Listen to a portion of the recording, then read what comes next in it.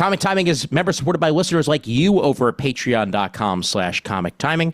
We continue to thank you every single month. And right here, as February ends, we thank you very, very much for your continued support of the show. For as little as $1 a month, you can get some behind-the-scenes access, get some early audio, get some exclusive content, like Chris reviewing some manga. Chris with a K, that is.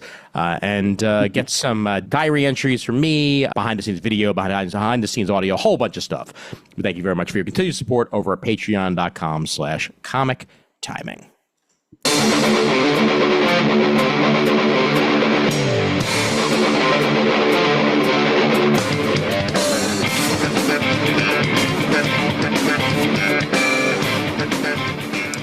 Hey there, folks. My name's Ian Levinstein, and welcome to episode 242 of Comic Timing. And it's the Ian and Murd show again. And hey, Murd, welcome back. Glad to have you in the saddle and to have you be focusing on things other than ordering things fast and furious over at the barn. Yes, thanks, Ian. Well, once we're done here, I'm going to have to go off and place another order, this time for comics, because DCPS has already sent me their little poke note saying, "Oh, we don't have an order from you yet. Please try to get it done by yesterday." So yeah, and what a month to be ordering comics. What a month to be putting out a show called Previews.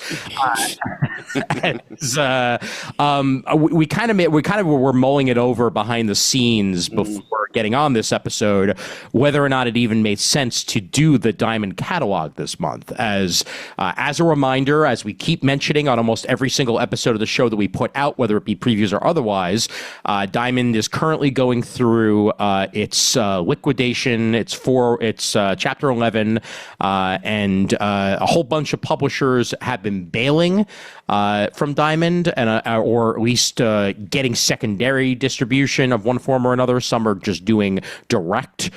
Tomorrow's Publishing is one of those that is now going to be doing direct sales of their books in one form or another. They are still technically with Diamond, but they're definitely also doing direct orders from their site, and I believe there's a secondary distribution deal set up with Lunar so that Tomorrow's can still get their books out there in one form or another. Obviously, we're huge fans of Tomorrow's, and we want to see them survive in any way, shape, or form. So however they can get their books out there is a good thing in general. The other thing of note is that we mentioned on this show 2 months back, Valiant, and through Alien Books, they were supposed to be having a relaunch and putting out a whole bunch of number ones. That has since been canceled. So that entire relaunch is now on indefinite hold until they can figure out what their distribution model is going to be moving forward. So this is kind of going to be a hodgepodge episode, to be honest with you. I sent along the Lunar PDF to Murd. I also have Random House's PDF that we can take stuff from, but for the most part, we're kind of going to be avoiding Diamond's main previews catalog this month, unfortunately, because we don't know if anything that we say is actually going to wind up coming out in the month of April, let alone at all at this point. So it sucks to say that, but as a comic fan, you got to go with what you know. And at least we know that knock on desk, knock on printer, knock on camera, that sometime in the next 2 months, Lunar and Penguin Random House don't seem like they're going to be going under. So they're at least safe bets right now. And, for the first time in, I don't know how many months and years, usually I have a paper copy of something sitting here in my lap as we go through the digital versions of these catalogs. And DCPS couldn't even provide me a copy of the Diamond Big Book this month in a timely fashion. Oh, man. Yeah. I'm sure you're not the only one, Murd, because I think a lot of people were in a very similar boat this month. And as things stand right now, Diamond owes a lot of money to a lot of publishers. There was an article I read somewhat recently kind of breaking down the amount of money that they owe individual publishers, and it's a lot. I think if I remember correctly, Dark Horse was on the list of publishers that were owed the most amount of money from Diamond, and there's even individual comic shops that they have been trying to get money from as sort of a last ditch effort to try to get some sort of funds coming in. But I personally believe the best bet for Diamond at this point is to hopefully get bought by somebody. Like even right here, Diamond debts listed in bankruptcy filing. I found the CBR article, which is one of the few times in the last couple of years I actually trust a CBR article, but that's beside the point. They have the breakdown.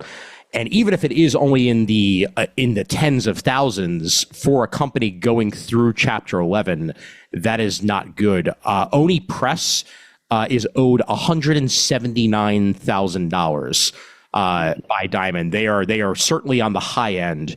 Blue Yonder, which is a company that I'm not even super familiar with, is owed $96,000. Fantagraphics is owed $92,000. Dark Horse $70,000.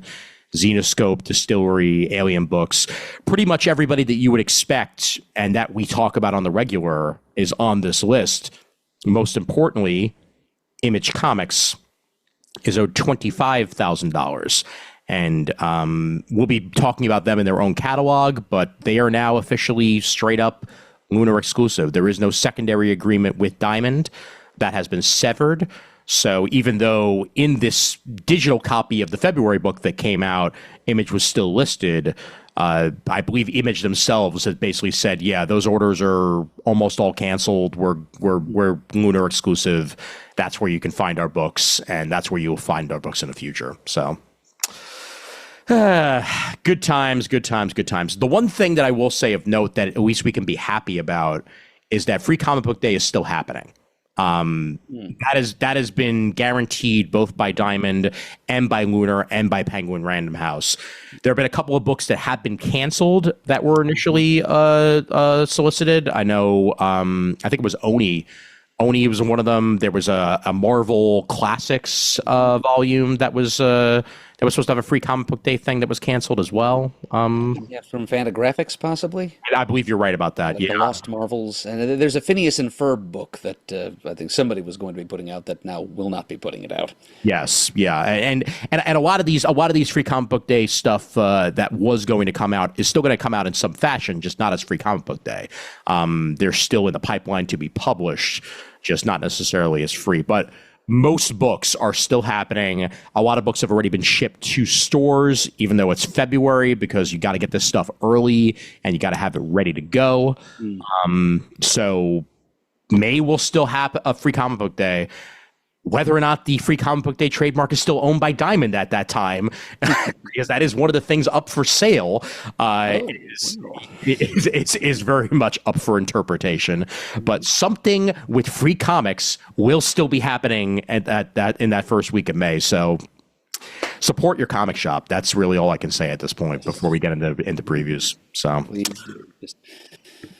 yeah, be better about that than Diamond ever was. Yes, and most of you are already, for that matter. There's a reason why we still do this episode the way we do, and it is that comic book fans are tried and true. They like their books in their hand. They like the smell of it.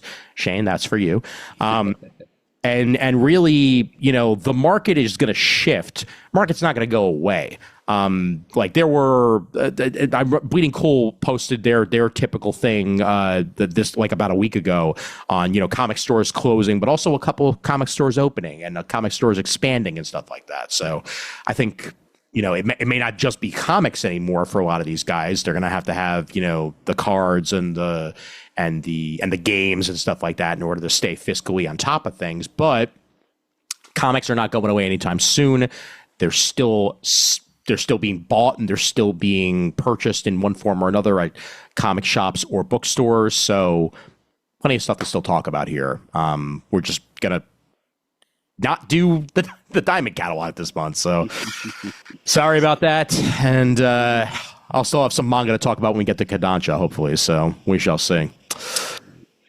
So there may be some publishers left out of what we're talking about this evening, but as Ian reasoned earlier, those publishers' works will probably be left out of April's releases anyway. Yeah. Exactly. And I mean, if they do come out, then, by all means, please peruse the catalog yourself, see whether or not you're still going to be able to get a hold of this from your shop and make your purchases like normal. We're just going to try to do our best here to fiscally go through as much as we can possibly get through here. And of course, we begin with the Image catalog, because guess what? Image comics are coming out in the month of April. That much is definitely happening. And they have their full catalog available here, and that is what we are going to discuss. Once again, Battle Beast solicited here. So this was previously solicited. So I would just want to point that out again, that this is now being resolicited for the month of February here on page 3. So we did talk about this in full last month. It's here again. Do check that out. It's going to be good stuff. But talk about something that did not exist before. And I'm actually going to scroll past this to Medieval Spawn, number 1 of 4, the return of Medieval Spawn for the first time in a while. This is a 4-issue miniseries by Rory McConville and Marco Itri. And Medieval Spawn's past has been a mystery to most until now. This miniseries explores the background of one of the most enigmatic of all the Hellspawns, fighting dragons, wizards, and hordes of monsters. Sir John of York cuts a bloody path across history. Well, there we go. His name is Sir John of York. That's already more than I ever knew about Medieval Spawn. I kind of have always loved the concept of Medieval Spawn, and that there have been so many Spawns over the years. Kind of similar to Ghost Rider when you think about it, in the lineage, Yep. It's a great design. Oh, absolutely. Yeah, no question about that. So if you want some Medieval Spawn in your life from Rory McConville, that's available on page 8, and some nice spiffy superhero artwork to go along with it, with a nice Game of Thrones flair on the following pages. And boy, oh boy, is there a lot of G.I. Joe to talk about this month, as a whole bunch of one-shots on page 12 and 13 here, as we get G.I. Joe, A Real American Hero, Beachhead, by the one and only Phil Hester on the story and the artwork for this one. Real American Hero, Jinx, by Danny and Dan Waters, with Danny and Brad Simpson on the artwork. Real American Hero, Spirit, by Leonardo Romero, both on the artwork chores, and Matthias Lopez along with him for that. Real American Hero, Roadblock, number 1, by Andrew Cranky, and Wes Craig's Duke, number 1, one-shot, also gets solicitation. And these are all standalone silent issues. So, really? Yep. So we are very much. The umbrella title is Silent Missions. I hadn't noticed that. Yeah, you got it. Yep. So very much going into one of the first G.I. Joe comics that Shane ever picked up on the shelves, and for that matter, one of the most famous G.I. Joe stories. Period. Allowing the artist to tell the story, very much so, through the power of the artwork here. So, whole bunch of silent one-shots being released in the month of April, and that is pretty damn awesome. On page 12 and 13 there.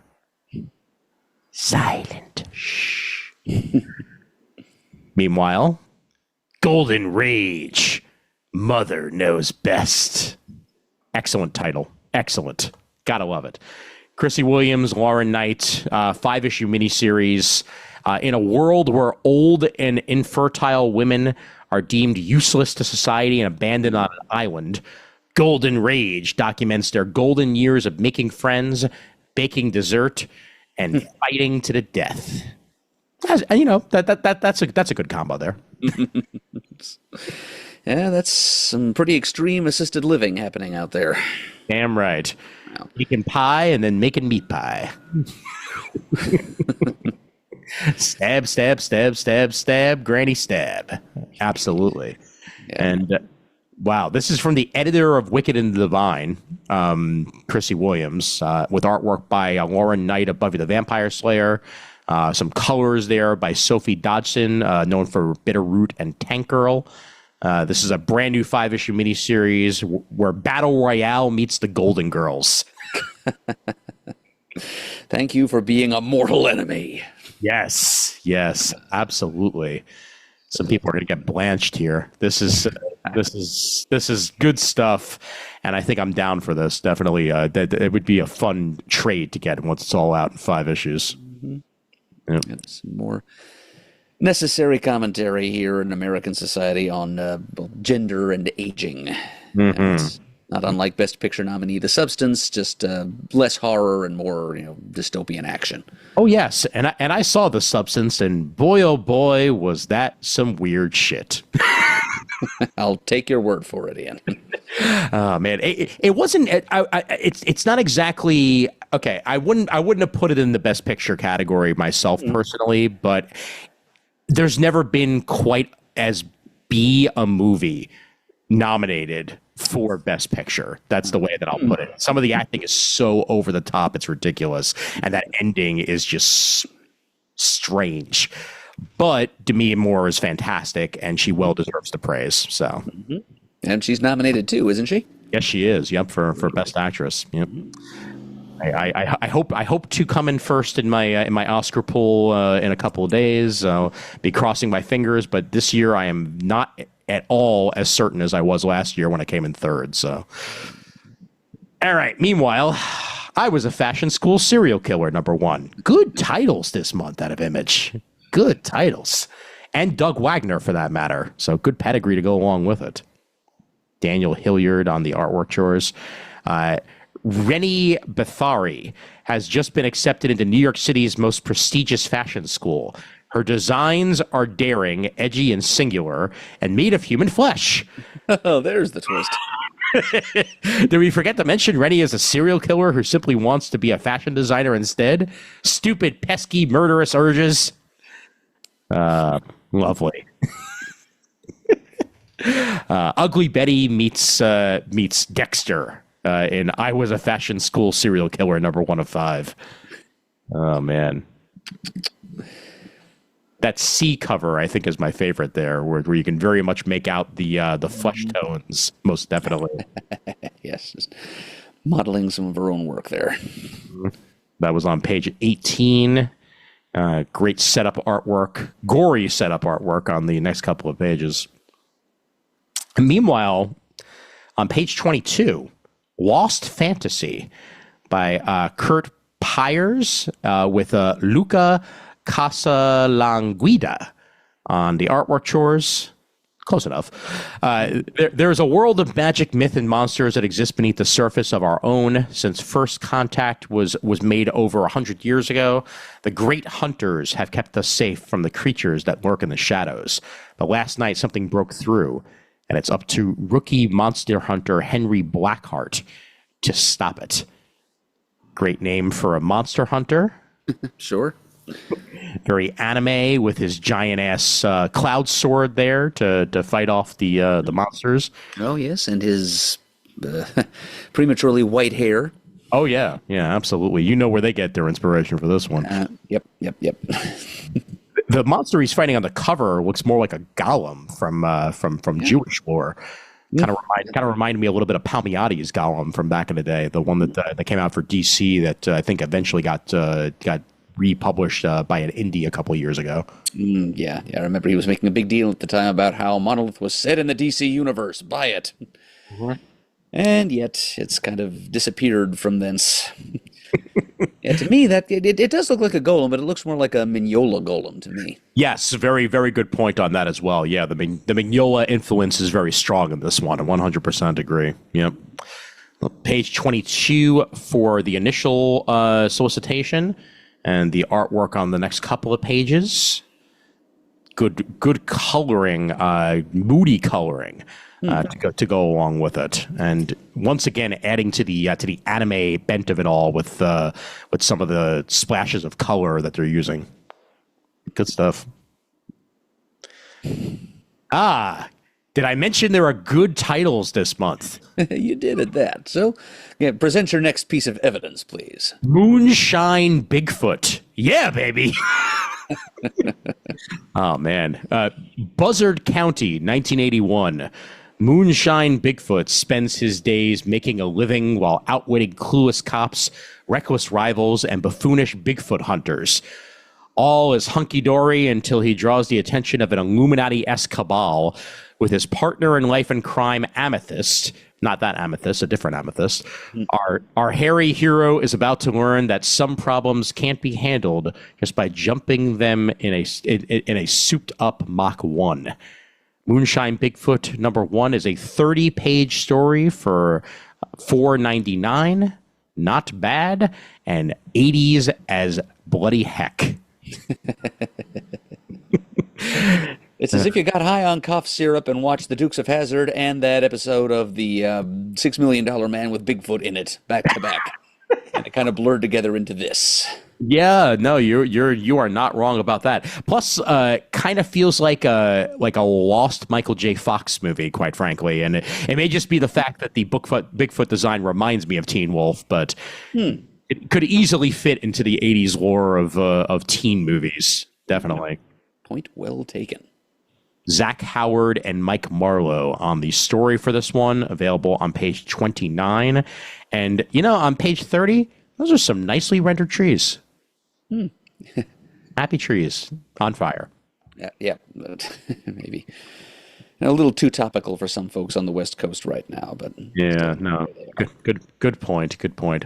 I'll also say the Bigfoot design is very reminiscent, now that I see it now, of the good old Blue Beast, because I think that might be where they get their inspiration, at least a teensy tiny bit. Yeah, it's in the jawline. Yep, there. Absolutely. Further down, yes. Rob Liefeld, Joe Casey, Youngblood #1 never goes away. It always winds up getting republished in one form or another. Yep. And here it is in deluxe form on page 33. Yep. This time it is a remix and remaster in that it has been entirely rescripted by Casey, one assumes, and recolored and relettered. So this is not your father's Youngblood #1. All right. Well, I'll take their word for it, because the characters still look like X-Men ripoffs, no matter what. And they always will. Mm-hmm. With a little bit of Hawkeye thrown in for good measure. But... Oh, yeah. Oh, man. It's like, no, that's not Domino. We swear. Shut up. But any of you fans of Youngblood, you get yourself a brand new Youngblood. That's the same Youngblood, but different on page 3. Read it again for the first time. Exactly. Then a whole bunch of ongoings and whatnot. We get the final issue of Death of Copra by Mikhail Fief on page 36. So that concludes its 4-issue miniseries, which means a trade will be forthcoming. Look forward to that. Yep. And once again, it's basically a psychedelic remix of Suicide Squad, like John Ostrander's Suicide Squad. So if you liked that, you'll like Copra. Read it. Absolutely. Page 39, we get issue 6 of the G.I. Joe series by Joshua Williamson. It's Duke versus Cobra Commander. It's all been leading to this, and the ending no one will see coming. And we know that no one will see it coming because there's a spoiler cover that they're not showing us as one of the variants of this particular issue. So, G.I. Joe #6, big battle going on. Do check that out with some great Tom Riley artwork. And speaking of Silent, G.I. Joe Real American Hero #21, Silent Missions Edition, republished in full facsimile form on page 39. The original story by Larry Hama with Larry Hama artwork and Steve Lealoa along for the ride. Is republished for everybody who may not have ever read it before on page 39 as well. Story that spawned the subgenre. Yes, indeed. Yep.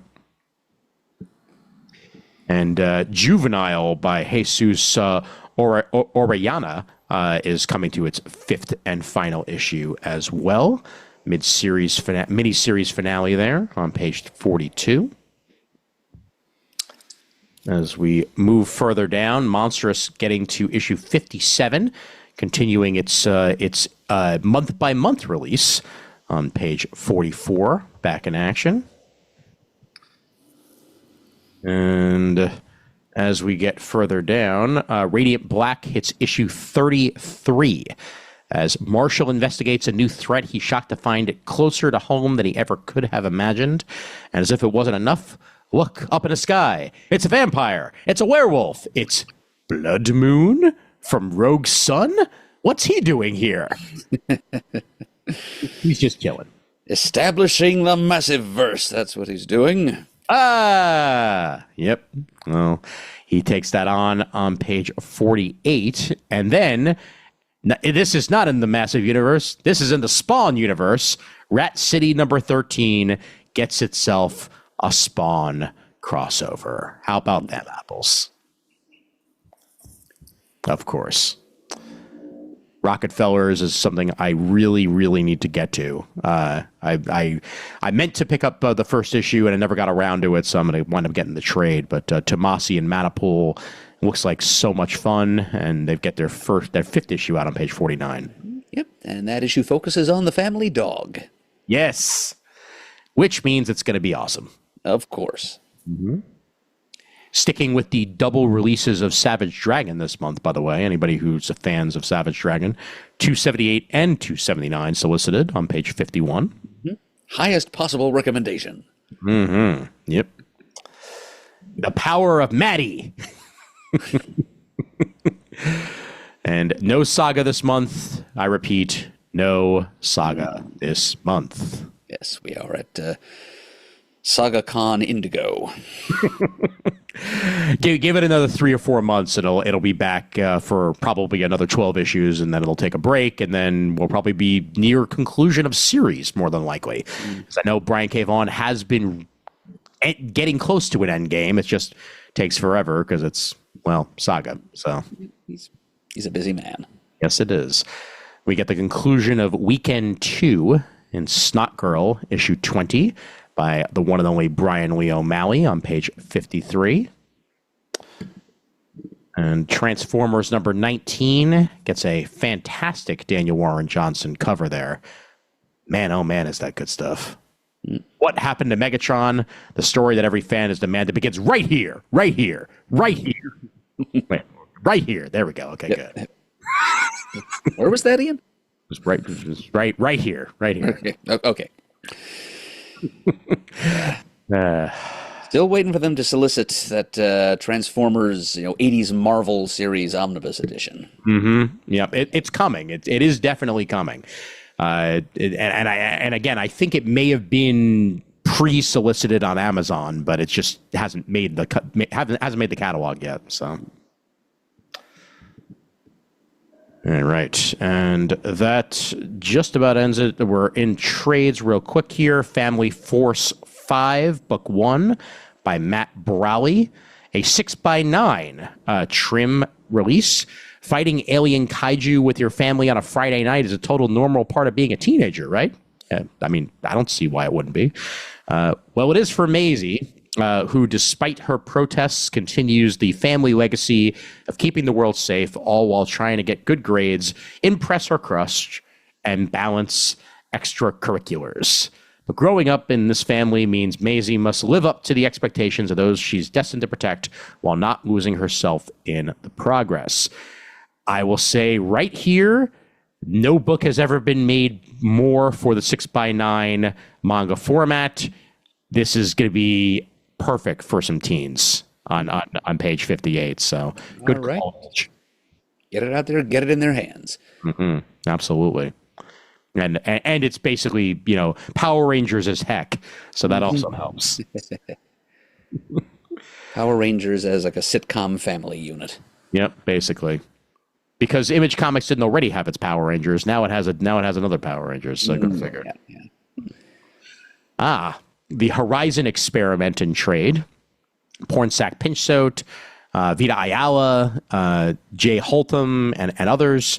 a comics anthology that puts a new spin on popular genres and pop culture icons together in one thing. They have a reverse Indiana Jones as one of the stories of this. So I assume they're stealing artifacts from museums. Yep, I think that's exactly what's going on there, yeah. Nice. We've also got some Terry Dodson artwork in there somewhere, so Yes, indeed. Yep. fan of his, jump on that. 160 pages for $16.99 on page 63. And The Moon is Following Us by Dan Warren Johnson collects The Moon is Following Us number 1 through 5. One of the few Daniel Warren Johnson works I do not currently own, and I will soon be owning it. So, well done. When a mysterious force kidnaps their daughter, parents Sam and Duncan must do whatever it takes to bring her home in this heartbreaking and action-packed graphic novel duology. And this is the first of said duology on page 64. Yep, artwork by Riley Russmo in there. Excellent. Rook Exodus gets its first volume here. Jeff Johns and Jason Fabach. Brad Anderson along for the ride there. First 6 issues of Rook Exodus. Page 66. And Sam and Twitch gets a Case Files volume 1 along for the ride on page 67 as well. First 8 issues of Sam and Twitch Case Files. Speaking of monolith, a different monolith. This is a spawnolith. Indeed, yep. Sean Lewis and Valerio Gian Giordano and Ulysses Ariola collects Monolith 1 through 3. 88 pages for $10. That's a lot for 88 pages on page 68. Hopefully they're pretty pages. I don't know. Now, this is something, once I'm caught up to it, I will definitely be getting in trade. This collects Supermassive 2022, Supermassive 2023, and Supermassive 2024, the major Massiveverse team-ups that have occurred the last 3 years in one volume. So that's all here on page 69, and that is 176 pages for $18. So they are indeed supermassive stories. Yep, a little bit of Radiant Black, a little bit of Rogue Sun, a few other characters for good measure. Mm-hmm. Good time. Absolutely. Something that Mr. Eberly, I'm sure, will be picking up. True War Stories by Alex DeCampi, with artwork by Peter Krause and others. Does indeed look like Chris's meat. Mm-hmm. Page 7. 15 true tales of American service people overseas are brought to life in graphic novel form, from the hilarious and the heartwarming to the heroic. Oh, yeah. And transcribed and edited by Alex DeCampi, it says. So these are indeed true war stories that are being told here. And then just, put down on page with artwork to accompany it. So very interesting concept here. And also an Iraq War veteran, Kai Krumfar, co-writing and transcribing along with Alex DeCampi. So page 70 for that. Of course, Criminal getting a re-release, along with Invincible getting a re-release on page 72. Criminal is the normal form factor. Invincible continues its 6x9 treatment with the volume 9 of that. So if you want Invincible small, I have Invincible large. I have the Ultimate Collection. This is Invincible small. It's smaller and compact and easier to read. And currently, we are in the super depressing season of Invincible on Amazon Prime. It's we very much reached the black costume era of Invincible. Let's just put it that way. Like, shit's going bad. Shit's going bad. It will eventually get a little bit better, but right now shit's going bad. So, assuming it continues to follow the general contours of the comics. Yes, with also inserting stuff and in some ways improving things story-wise, building some characters out that weren't nearly as built up in the comic. They give a little bit further backstory here. One character in particular, I'm very happy they did that with is Cecil, as he's kind of, the Nick Fury of the Invincible universe, and we don't really get a backstory for him in the comics, and they actually included one in this season, and it really fleshes out the character, and you understand his motives a lot more. So good job on the show for doing that, and I've been thoroughly impressed every single time I watch an episode. So very, very good stuff. Great. Yep. Speaking of Saga, I have a volume of Saga to pick up. Volume 12 finally getting its release on page 74. That collects issues 67 through 72. The fact that this is being solicited and collected means we're probably only a month or two away from new Saga, because that's usually the way that it goes. So hopefully that is indeed the case on page 74 there. And that concludes the Image catalog. And there's a checklist, so we're done. Indeed. All right, so this is Lunar. This is their catalog. You're probably going to want to get familiar with it. Any of you folks that are pre-orderers of comics. And I want to direct you to where I usually download these PDFs, by the way. mmcomics.com is a comic book website where you can pre-order and you can purchase comics of many different ilk. But they do have a pretty full list of catalogs available for download in PDF form. And that's usually where I go every single month to get them. So it'll link to a Dropbox link, and then from there you can download a copy yourself, or you can just peruse it there on the Dropbox itself. But that's where you can find the Lunar catalog. You can also find it on their website and a bunch of other places. But those of you still ordering through DCB service, you can find the Lunar catalog there too in download form. Excellent. Yep. So this is the 38th issue of the Lunar catalog, and the very first one that I've ever read. So go figure on that. So rather than first one for me too. Yeah, exactly. So rather than starting with Boom this month, we are going to start with Ahoy, as they are very first here. And Boom does have stuff coming out. It's just we're not quite sure which stuff is actually going to come out as they're making the transition over to Random House. Chances are next month Boom will be fully in Penguin Random House's catalog. So unfortunately, we're excluding them this month, but do check out Boom like you normally would. That you will be able to receive stuff via public. I keep saying public. Penguin Random House. So there we go. All right. So getting us started here, we get the fifth issue of Archaic by Melissa Folson and Sally Cantrino. This is the final issue. As an alliance is formed, a long-made promise is kept, and Tess learns that sometimes family can be monsters, literally. So if you want to get this one in trade, that will be available in the not-too-distant future. Archaic number 5 on page 4 of the Lunar catalog. And then...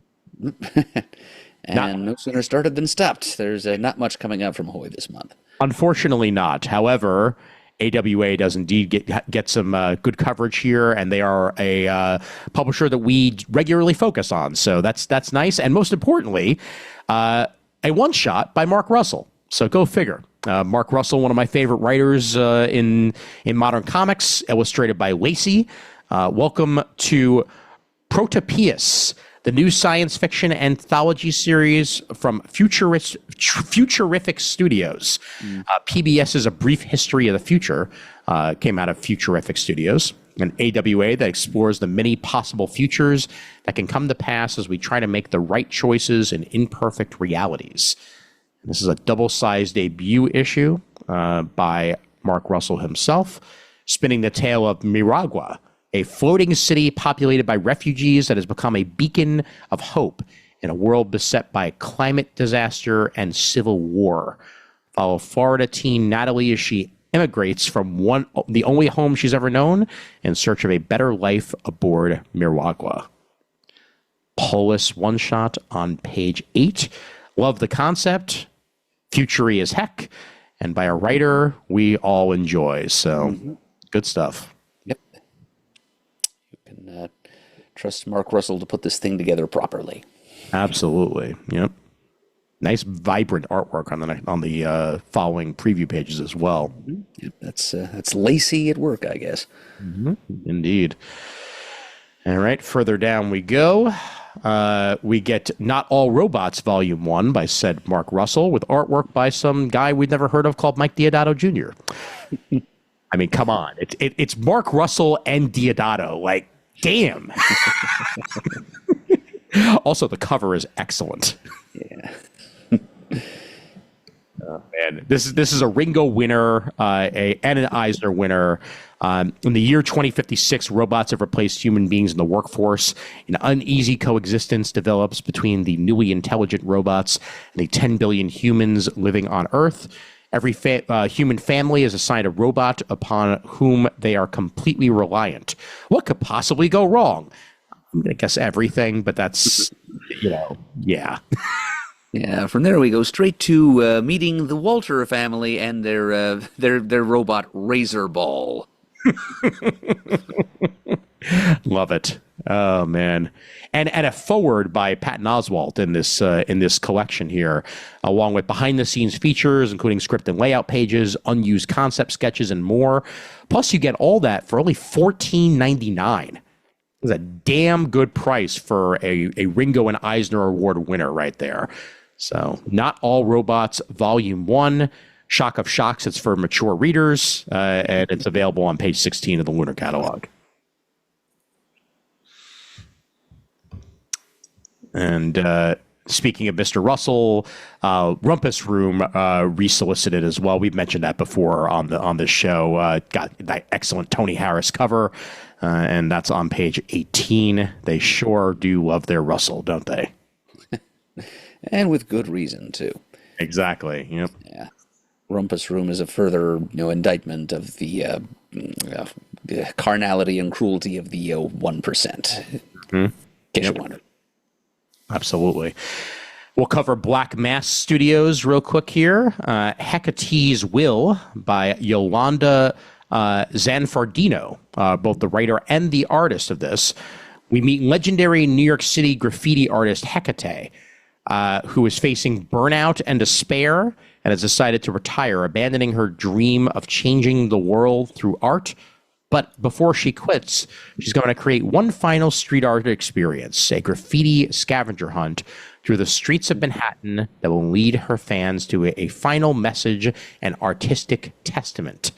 As her street art experiment catches fire with young NYC artists and activists, Hecate's best friend ropes her into working on a revival of the musical Rent by a joyous ensemble of LGBTQIA artists who remind her how art brings people together, challenging all of the expectations and assumptions, but will it be enough to inspire Hecate to renew her convictions and remain true to her artistic self?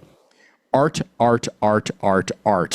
in this 156-page trade paperback here. Sounds like an interesting concept. I'm digging it. Yeah, the inclusion of a production of Rent in the middle of all this is kind of a curveball. Yeah, was not expecting that as I was reading this solicitation. So, Hecate's Will, available there on page 22. And then White resolicited here. Kwanzaa and Jamal Eigel's White asks, what if only black people had superpowers? Mm-hmm. And how would the white people who are still holding all the political power respond to that? Mm-hmm. Indeed. Yep. And hyper appropriate reading for this time. And I'll just leave it at that and move on from there. Get out there. All right. We'll do one more publisher, and then we'll go ahead and switch it off, as this is one that I am not really that familiar with. CEX. This is Planetary Expansion by Christopher Rita. This is the 6th issue of this book. Abandoning their lives on Earth, 1,000 hand-selected passengers aboard a starship head to repopulate a new habitable planet. In another solar system exists a planet just like Earth with fresh air, clean water, and sustainable life. They will brave the dangers of space and push past the limit to get there. Yeah, this is Planetary Expansion, Chapter 6, Space Part 2 by Christopher Rita. and Alonso Molina Gonzalez. Full color, 36 pages for $4.99. Not that bad a price point. So that's there on page. We've lost pages at this point. So CEX, good stuff. It's in there somewhere. Just keep on flipping pages, you'll find it. Exactly. And I like the fact that it looks at least somewhat aspirational. You know, there's a whole lot of dystopia floating around in comics right now, and yeah, that can happen depending on the state of the world, and I agree that looking for some hope is probably a good thing every now and then. I mean, I can easily understand where all the dystopia and the dystopianism is coming from, but it's nice to have a bright, shiny, hopeful future sci-fi space opera story every once in a while. Absolutely. I kind of get a little bit of an Earth 2 vibe, honestly, from the way that they're describing the story. Okay. Earth 2, the 90s TV series, not Earth 2, the DC Comics parallel Earth. Yes, exactly. Here I am talking comics, forgetting that I would have to make that distinction because, yes, those are two very different things. Yes. Both very good Earth 2s, but, Indeed. Different subdivisions of geekdom. Yep. All right, and I guess before we roll over to DC, I will bring up the fact that this is entirely in the wrong place, but Penguin Random House does indeed have a catalog. We're not going to go fully into it, but I will be, going back and forth on this one. As this is their catalog for the direct market. This catalog is definitely still going through some growing pains as it's only really existed for a few months.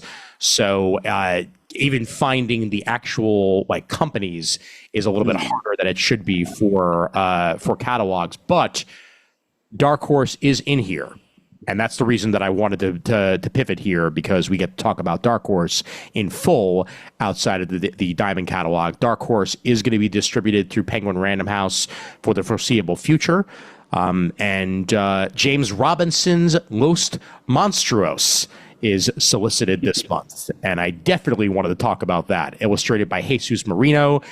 Yes, please. The time is the 1950s, and the place is a very unique American city, Los Monstruos, entirely populated with classic monsters from movies and folklore. And our star character is Perry Cutter, werewolf P.I., who has just foiled a Gillman kidnapping when another case falls into his lap. Yep, okay, so this is... You've heard of Fish Police. It's basically that, but monsters. I was going to say it's Fables. I mean, in a lot of ways, it's Fables. Like even down to the Wolfie PI. Like it's. I guess if they're living secretly amongst a world of normal human beings. Sure, yeah. And if these monsters actually stepped right out of the realms of film and folklore and to hide among normal human beings, then the Fables connection is definitely in place. Yep. Yeah. It just made me think of Fish Police as like a kind of like a 50s hard-boiled detective series just underwater with a bunch of anthropomorphic fish.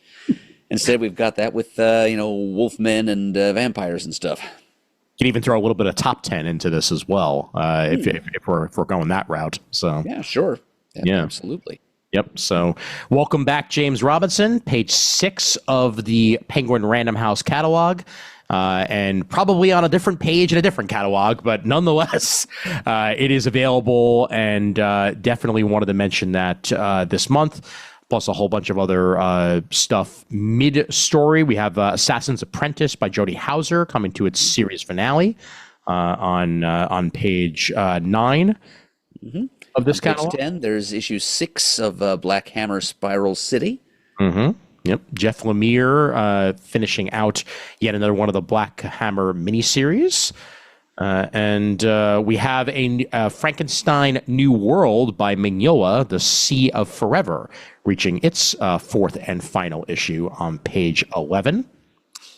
And they actually have cover art, which is, I don't think there's been a cover image for any issue of that series in the Diamond catalog. Very, very good point, actually. I'll go back up here and look at that gorgeous cover. Look at that. Ah, beautiful. And that is brought to you by Peter Bergting, who also does the interior art. Indeed. we get ourselves a new Ghostbusters story, by David M. Booher, illustrated by Aviv Orr. The Ghostbusters' increasing notoriety has thrown them for a loop, while Trevor steadies himself by trying to plan a friendiversary celebration for him and Lucky. Phoebe meets someone who might be a real friend instead of just a social media follower.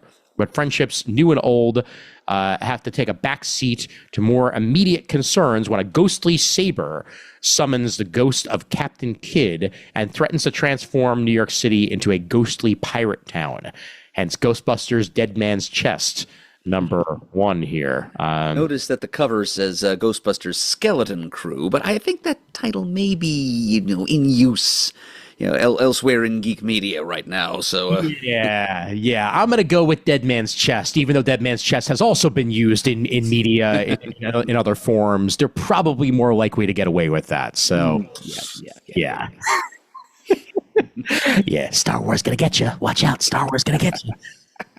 Yeah, page 12 for that, and this is very much continued stories of the quote unquote modern day Ghostbusters. So in the modern movie universe on page 12, we also get a Huck Big Bad World by Mark Miller, continuing the Huck story. Yep, the tale of it's basically autistic Superman is what Huck is. He's just immensely powerful, but simple and childlike being who just wants to do right and is out there to do a good deed every day, and but nonetheless gets into trouble. Yep. Yeah, and Huck has been around for a while, and Raphael Albuquerque has been the regular illustrator along with Mark Miller for most of the run of Huck, if I remember correctly. So, yep, this continues the tale with a new 6-issue miniseries on page 13. We also get issue 3 of Cullen Bunn's Jump Scare. That's a 4-issue series, so we're near the conclusion of that on page 14. Also issue 3 of James Tynan IV's, Steve Fox's, and Piotr Kowalski's Let This One Be a Devil, which is a story of the Jersey Devil. Mm-hmm. Yep. Yes, I have been buying this one because of the South Jersey connection. Of course. How could you not? Mm-hmm. Thrilling new True Weird series, as it is titled, under the Dark Horse imprint. And I like the fact that it uses the old school Dark Horse logo on the top of it. Oh yeah. Yep. That is a nice touch. Yeah, haven't seen that in a while, so good stuff. And of course, this has to be mentioned. On page 15, let me get out my best 80s Robo-Wolf. Jake Smith, thank you. Robo-Wolf and his crew of bank-robbing criminals are in a race against time to get a fat stack of stolen money to the villainous Colonel Massacre, who has kidnapped Robo-Wolf's daughter for ransom. The Colonel, not the only one with an eye on the money, however, and our heroes will have to use their combined skills to tear through an onslaught of bloodthirsty cannibals, ninjas, robots, and more. 90s, 80s, brilliant time here. Robo-Wolf. An over-the-top ode to classic retro beat-em-up video games, 90s comic books, and 80s action films. Oh, my God. I can just see this jumping right onto Adult Swim from here. Oh, my God. Absolutely. And in my head, no one other than Andy Samberg could voice Robo-Wolf. I think it's just, it's made for him. Yes. Trust your head, Ian, because that is a very good call. Absolutely. I hope his animated series comes back soon. I don't know if you ever gave it a watch, Murd, but he had an Indiana Jones-esque series on Comedy Central that was quite good. I did see 3 or 4 episodes of that. I've completely forgotten the title of it, though. Which is fine, because Comedy Central seems to have forgotten about it, too. Yeah, it's called Dig Man. Right. Yep. The second season is still in development as of December 2024, and it last aired in 2023. That seems to happen with animated series these days, but hopefully by the end of this year we'll get more Dig Man. It's a lot of fun. It's good stuff.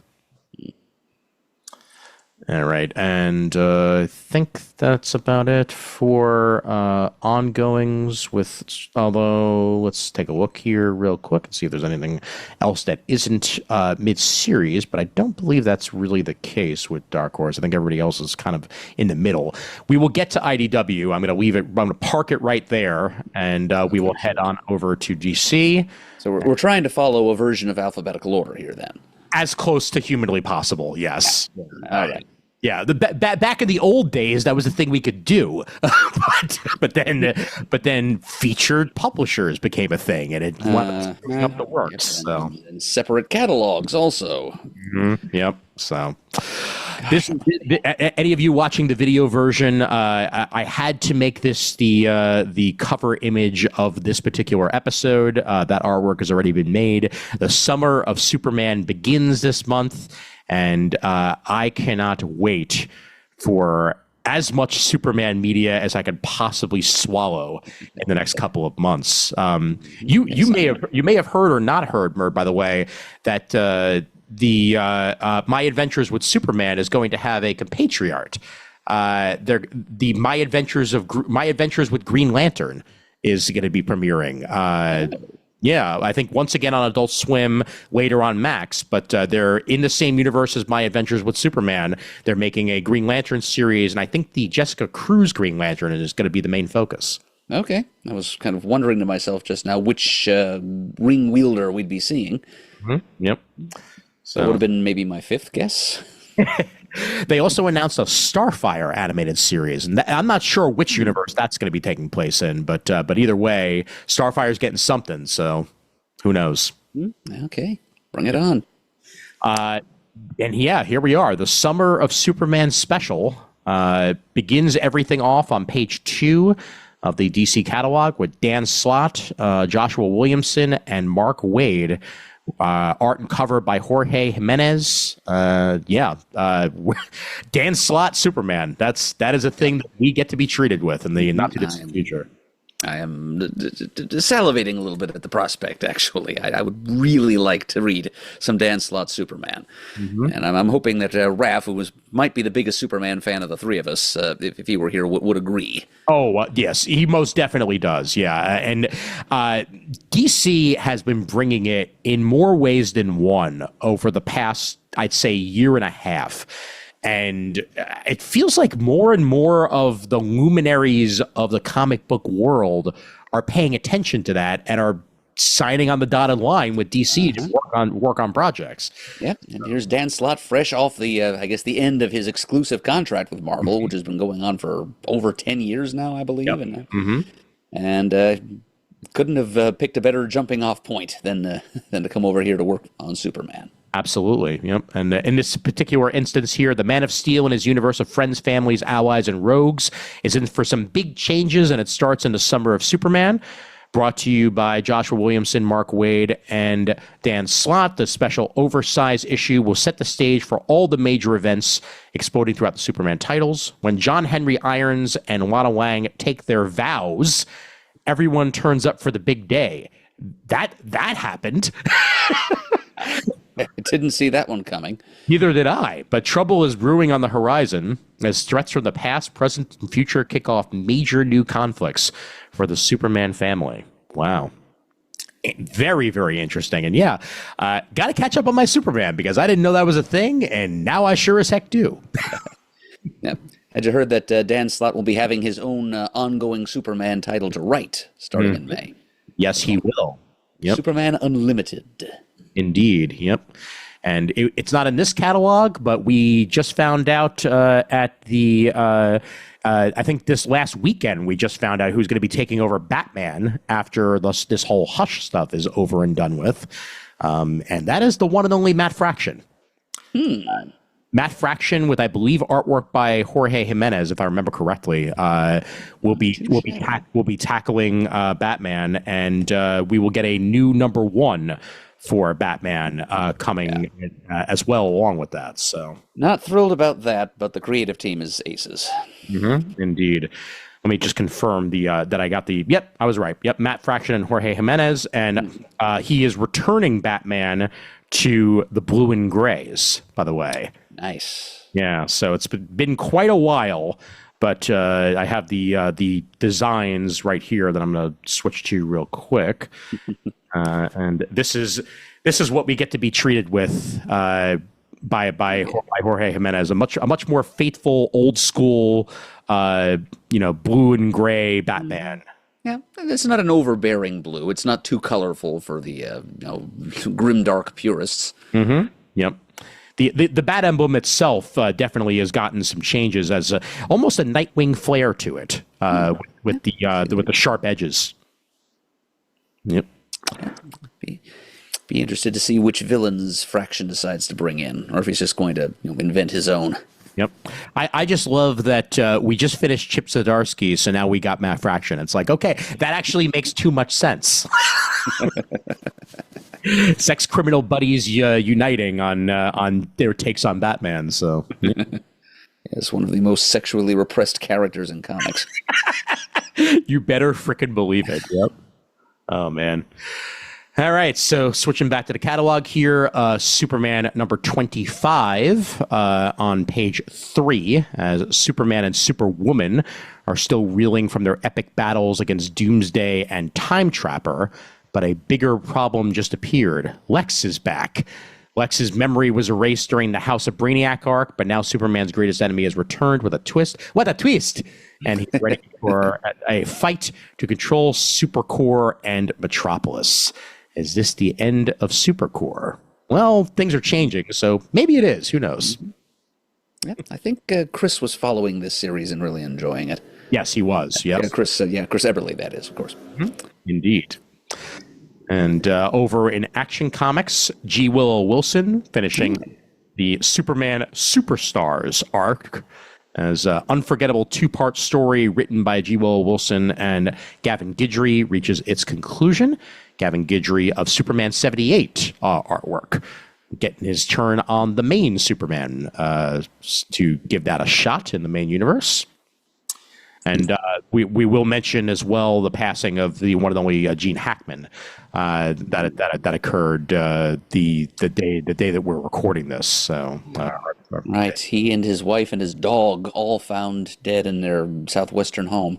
Yeah, it's tragic. He was, I believe, 94 years old when it did happen. So lived a very, very long life, and there's only a few members of that Superman cast left in the land of the living at this point. So here's to Gene. He was an entire generation's Lex Luthor for good reason. So good stuff. Yep. Salud. Indeed. Absolute Superman on page 4. Jason Aaron and Carmine Di Giandomenico. Something strange, and it don't look good, happened in the American heartland several years ago. Something that brought fear and darkness to a small Kansas town and forever changed the lives of one kindly couple. Welcome to Smallville. Then some flashback action in Absolute Superman number 6, and the secret origin of Absolute Superman becomes a little less secret on page 4. He certainly looks nice and Superboy-y on the cover. Oh yeah. Speaking of Supermans and number 1s, we got ourselves a Superman number 233. Facsimile edition. Denny O'Neil and E. Nelson Bridwell. Mm-hmm. Yep. Who I believe wrote the World of Krypton backup story. Mm-hmm. Indeed. And this is a facsimile edition of that. And funny enough, there's also a superpowers variant of this with a faux Superman action figure as the cover to it to go along with said Superman cover. Yep, this was an attempted early 70s revitalization of Superman, where Julie Schwartz, I think, was the one he took over as the editor of the Superman character from long-time Superman mainstay Mort Weisinger. And Julie Schwartz's first thought was, let's make him more interesting by making him less powerful and more vulnerable. His powers were cut by 2/3, I think, and at the same time, as symbolized on the cover there, all kryptonite, because this was a story device that Schwartz thought was overused drastically, all kryptonite on Earth was reduced to an inert iron ore by a wacky radiation experiment. So Superman was less powerful, but also he didn't have crooks waving kryptonite at him from around every street corner anymore. All right. They should republish this now, because in the following month, when Dan Slott's Superman Unlimited gets started, he's going in exactly the opposite direction, and he's going to have the Earth flooded with kryptonite. So that now every two-bit hood in Metropolis is going to have a piece of this stuff in his pocket. So what is Superman going to do now? In my head, I can't help but go, kryptonite, Morty. We need kryptonite. We need as much kryptonite as we can get, Morty. oh, geez. Oh.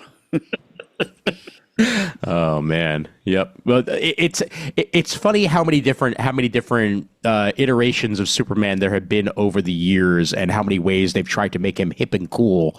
And some have gone pretty well, some have gone not so great, and most of them, whether they worked or not, have not lasted very long. Mm-hmm. But nothing beats kind of the paradigmatic example. They tried this, and Superman's power levels just kind of inched back up again pretty quickly over the next couple of years, and more kryptonite fell to Earth, as will happen. Then eventually he went electric blue, and enough said. And that's the rest of the story. Exactly. I also noticed that because I haven't gotten a haircut in so freaking long, I'm like this close to having a Superman spit curl right now. Oh yeah, I kind of cultivate one of my own most of the time. Nice. Yep. Now, they say this is finally coming out. Thank goodness. Superman: The Last Days of Lex Luthor, #3. The final issue of Mark Waid and Brian Hitch's Superman epic supposedly is finally coming out in this solicited April month, on April 23rd. Lex is on death's door as the new threat emerges to finally take down the Man of Steel. Love the first issue of this. It's just it came out, 8 years ago. So, it's... I was just going to ask, has issue #2 come out yet? That's a good question, actually. I saw it was resolicited not too long ago. Yes. And I believe we covered it when it was resolicited. I don't believe it's on the shelves as of yet, but it's close to it, if I remember correctly. So, well, okay. That is there on page 5. And then celebrate Superman Day on April 18th, 2025. As the Man of Steel gets a brand new direct market exclusive and promotional comic to kick off the summer of Superman. Get a special edition of All-Star Superman, Superman for All Seasons special edition, Jimmy Olsen's Super Cyclopedia Superman Day special edition, Action Comics #1, All-Star Superman, and Superman Unchained, all getting some special edition action for Superman Day. Good stuff. And this is an interesting project here on page 7. Superman, the World. And it is 15 different stories of the Man of Steel from creative teams from 15 different countries. And representing this part of the world, we have got Dan Jurgens and Lee Weeks, which is nothing to sneeze at. And then there's just 14 other international creative teams giving us 14 different global takes on the ever-iconic Superman. Indeed. Yep. Yeah, this is gonna be pretty cool all around. I believe Satoshi Miyagawa is the one who put out both those Superman and Joker mangas that were somewhat recently solicited. So now he gets to work on the U.S. side of things for this giant Superman the World project that's going on here. So good stuff. 184 pages for $24.99 on page 7. Yep, when it comes out in soft cover, I'll give it a look. Mm-hmm. And now, H-Touche by Jeff Loeb and... I mean, seriously, just Hush 2. That's fine. You need to get cute about it, people. You don't have to fan four stick something, okay? No one ever has to fan four stick anything ever again. Learn the lessons, people. Exactly. Yeah. After the shocking events of last issue that happened last issue, so we're not going to talk about it. Yeah. Batman must make the hardest decision of his life up to this point, and he's made other hard decisions. This is the hardest. Guest starring Nightwing, Batgirl, and Red Hood. And Red Hood does not look very happy. No, indeed. Mm-hmm. Page 8 there. This is, of course, continuing as stated, Hush 2, and we are near the conclusion of it at this point. Mm-hmm. Batman 159. And meanwhile, the Joker and Mr. Freeze make their Absolute Universe debut starting here. Absolute Batman number 7. I cannot wait for this, as the Absolute Joker that we've seen so far is very different and very creepy, and I can't wait to see him fully in action. So this is going to be something special here. And meanwhile, a up-and-coming scientist named Victor Freeze, his history with the Arc-M experiment, Arc-M experiment, and what all has to do with the mysterious Joker. Wow. Okay. Marcos Martin, by the way, is the guest artist for this one. So, damn. Highly good get there for this Absolute Batman issue on page 9. And beginning this month is a Green Lantern that I am definitely going to check out. Al Ewing, Absolute Green Lantern number 1. Janoy Lindsay on the artwork chores. Without the core, without the ring, without the willpower, what's left is the Absolute Green Lantern.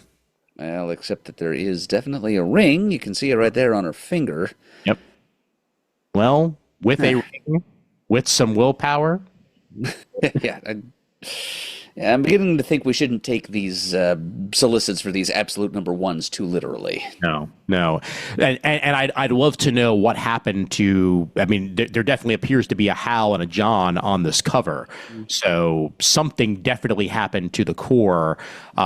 Probably a cataclysm similar to what got Kyle the ring in our main DC universe. And this certainly seems to be reminiscent of a version of Kyle's outfit, at least with the Jim Lee style logo that this particular Green Lantern seems to be sporting here. So, yeah, let's see where this goes. Sure. Yep. It's Al Ewing, so I mean, it's going to be good comics. Oh yes. He is to be trusted. Yeah, and the nice thing is, you get 40 pages for your $4.99. And that is one problem that I'm starting to have with all these Absolute series, is that they are $4.99 for 32 pages, and I tend to avoid shelling out for that, at least from the big two. Oh yes, definitely. And since DC is now throwing so many of these Absolute series at us, I'm kind of having to start to pick and choose. No, completely agree with that. Yeah, it's one of the many reasons why I'm glad I have the digital and only have to wait a month for it to show up. But even that's a pretty penny. They did just launch now there's now a monthly option for DC Ultimate Ultra Super Mega Hyper, whatever it's called. But you can now pay $12.99 a month if you prefer to go monthly, and that then you get the 1 month later plus all the different collections that you have available to you to make it easy reading, and stuff that's exclusive to Ultra is on there as well. So, meanwhile, Absolute Flash. And it's going to be a really different Flash, because for one thing, they're talking about Wally West and his dad here. And that's something we don't really talk about that much when it comes to Wally West. Yep, we don't talk about Rudy. No. Generally depicted as Father of the Year material. In fact, he was a Manhunter agent at one point in continuity. Mm-hmm. Yep. Well, now he's on the run from his dad here and the rest of Fort Fox.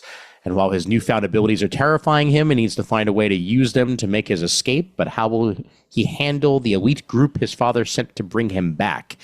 And this looks like it's probably Absolute Captain Cold on this. Oh, yeah. And Captain Boomerang from the looks of it. Uh-huh. Yep. Yeah.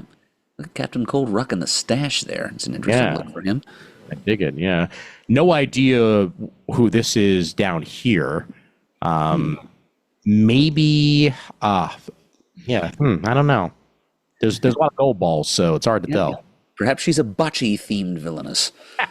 Yes, the bocce ball. Yes, absolutely.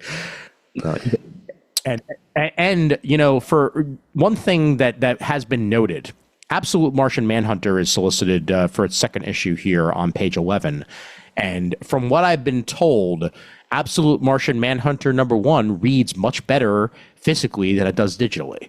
And I will check it out once it's digital, and I will report back. But the way that it is put together, it just in general reads better as a physical copy from what I've seen. So very good to know. Yes, and I really am looking forward to Absolute Martian Manhunter when it gets here. Not just for the Javier Rodriguez artwork and the psychedelic visuals, but it's just looking. I kind of like alternative takes on John Jones. Mm-hmm. Yeah, and this is going to be about as alternative as we can get from what I've seen so far. Yep, you better believe it. Mr. Jamal Igo has been lucky enough to get a advanced copy of Absolute Martian Manhunter, and he says it's the best. So I trust his judgment, and I look forward to checking it out myself as well. Same here. Meanwhile, connecting covers for Batman Superman World's Finest #38. We Are Yesterday, Part 2. Mark Waid and artwork by the fantastic Clayton Henry. So if you can't get Dan Mora, you get Clayton Henry because he's damn fine himself. And I'll take him in a pinch, sure. Oh, absolutely, yeah. This is We Are Yesterday, Part 1 of 6 here, and then Justice League Unlimited number 6 has We Are Yesterday, Part 2.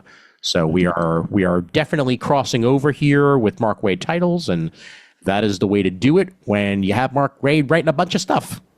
He gets to cross over with himself. Yep, he has that right. And I believe what we are looking at here is ultimately a Legion of Doom story. Yep. With Gorilla Grodd at the front. As it's almost as if this Gorilla Grodd has knowledge of the future. And yeah, we're that I think that's the case. Yeah, considering that we're crossing over with Justice League Unlimited here and its World Finest, there's definitely knowledge of the future going on. Yep. Timey-wimey action, just the way I like it. That's on page 12 there, and this is the full cover on page 13. Dan Mora, thank you. Thank you very much. Good times. And then the Batman Superman World's Finest 2025 Annual is where part 3 of said crossover occurs. So the annual matters. The annual matters. And those of you out there who are fans of the works of Christopher Cantwell, he and also someone named Morgan Hampton are helping out Mark Waid with the writing chores. Yep. Part of that, by the way, meet John Stewart, the newest ring slinger of Sector 2814, in this definitive World's Finest telling of John Stewart's Lantern origins. Fascinating. Yeah, I dig it. Yep, this is how it happened in whatever version of DC continuity we're on at this point. I think it's the 12th. I thought the 12th iteration at this point. 12.5. Yeah. I remember at one point it was going to be 5G, and then they decided not to do that because it sounded stupid. Well, yeah, it sounds like they're trying to sell us a cell phone plan, and they're not owned by AT&T anymore. So I know, yeah. All in 2025 with new series and, next page, new adventures across the DC universe.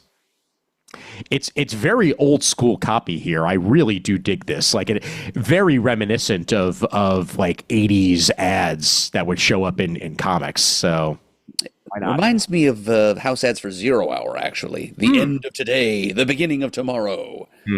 Yep. Good point. Yeah. I'll also, I don't think I've said this enough. I love that costume for Black Lightning. That is really spiffy. Yeah.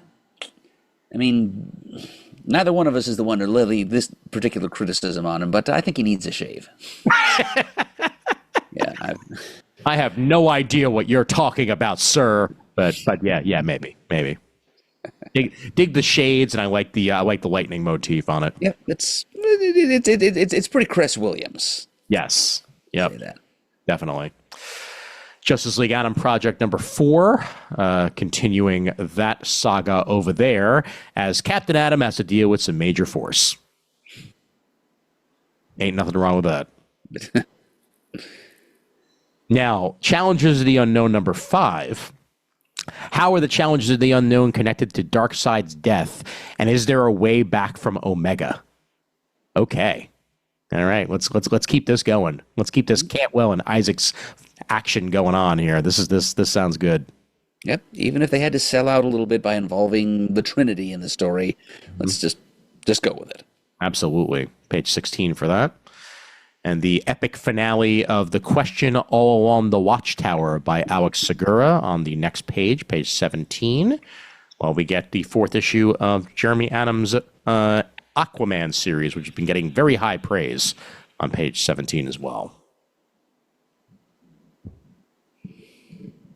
Get a team up between Batman and Wonder Woman. So Tom King gets to write some more Batman in Wonder Woman number 20 on page 18. Yep, and it looks like there is a mystery to be solved. Indeed. Yep. Gilliam March on the artwork chores for this one. Oh, wow. Batman is going to help Wonder Woman solve a murder on Mount Olympus. Ooh. Okay. That sounds like fun. Mm-hmm. Yep, especially with, Mr. King writing it. Mm-hmm. Of course. A mystery even Batman can't solve, speaking of mysteries, in the Detective Comics 2025 annual, written by Tom Taylor and Moore, my favorite creator, and covered by Mikhail Janin. Interiors by someone. Yep, somebody, somewhere. Yep. Good times. All right, moving on. Yep, that's the real mystery. Ooh. I really like this cover for Flash here. Flash number 20. It's like, how many Wowies can you fit in? Dig it.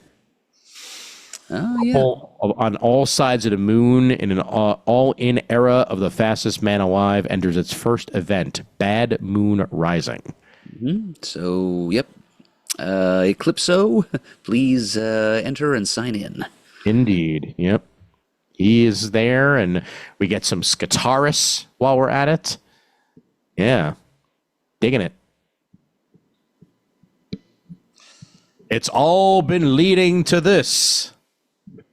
It has, apparently. The final showdown between the Freshwater Killer and the Emerald Archer is here. Seems like he's a bit salty. Thank you, and thank you. Mm-hmm. Big up to your waitress. Yes, indeed. Somewhere Chris Everly is going. Yes, he's making some remark about the Borscht Belt somewhere. Of course. Yep. And Secret 6 issue 2 on that same page 21 as we get the return of Secret 6. Hector Hammond. Hal Jordan versus Hector Hammond in Green Lantern number 22. Huh? Yep. And it looks like he is ambulatory. Indeed. Yep. And Kyle Rayner and Superboy and Odyssey are along for the ride for this particular story being told. While over in Green Lantern Corps number 3, we get some Hawks involved with the story going on over there. Yep, continuing this fractal lantern storyline that Jeremy Adams has been working on. Mm-hmm. Introducing some new blips in the emotional spectrum. Mm-hmm. And I can remember long ago and far away at a super show, I think, talking to our old friend Adam Umack about the emotional spectrum and wondering aloud why some of the most basic emotions known to man, joy and sorrow, didn't have their own lantern cores. Well, now apparently Jeremy Adams wondered the same thing because that's part of this whole story that he's doing here. Well, there you go. Yep. While we're at it, this is a Red Lantern pirate adventure across the galaxy. Arr, matey. Indeed. Yep. Jeremy Adams and Morgan Hampton on the co-writing chores with this one, Fernando Passarin and Claire Albert. And Jeremy Adams just re-upped, and he is still exclusive with DC. All right. Got a lot more DC stories to tell in the next couple of years.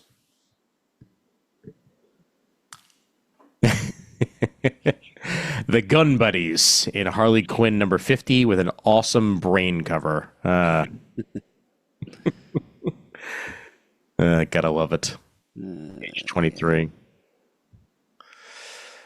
It's the beginning of the end. Discover the ruinous event that sounded the death knell of Evie Hall and her compatriots to give birth to Catwoman as we journey back to the beginning of the end of it all. Catwoman number 75. 75 issues of Catwoman. Not bad. Not bad at all. This volume of Catwoman has quietly been going on for quite some time now. Mm-hmm. Indeed. And who can Nightwing really trust? And Nightwing 125? No one. The answer is no one. And that issue is drawn by Francesco Francavilla. Ooh, very nice. Good stuff.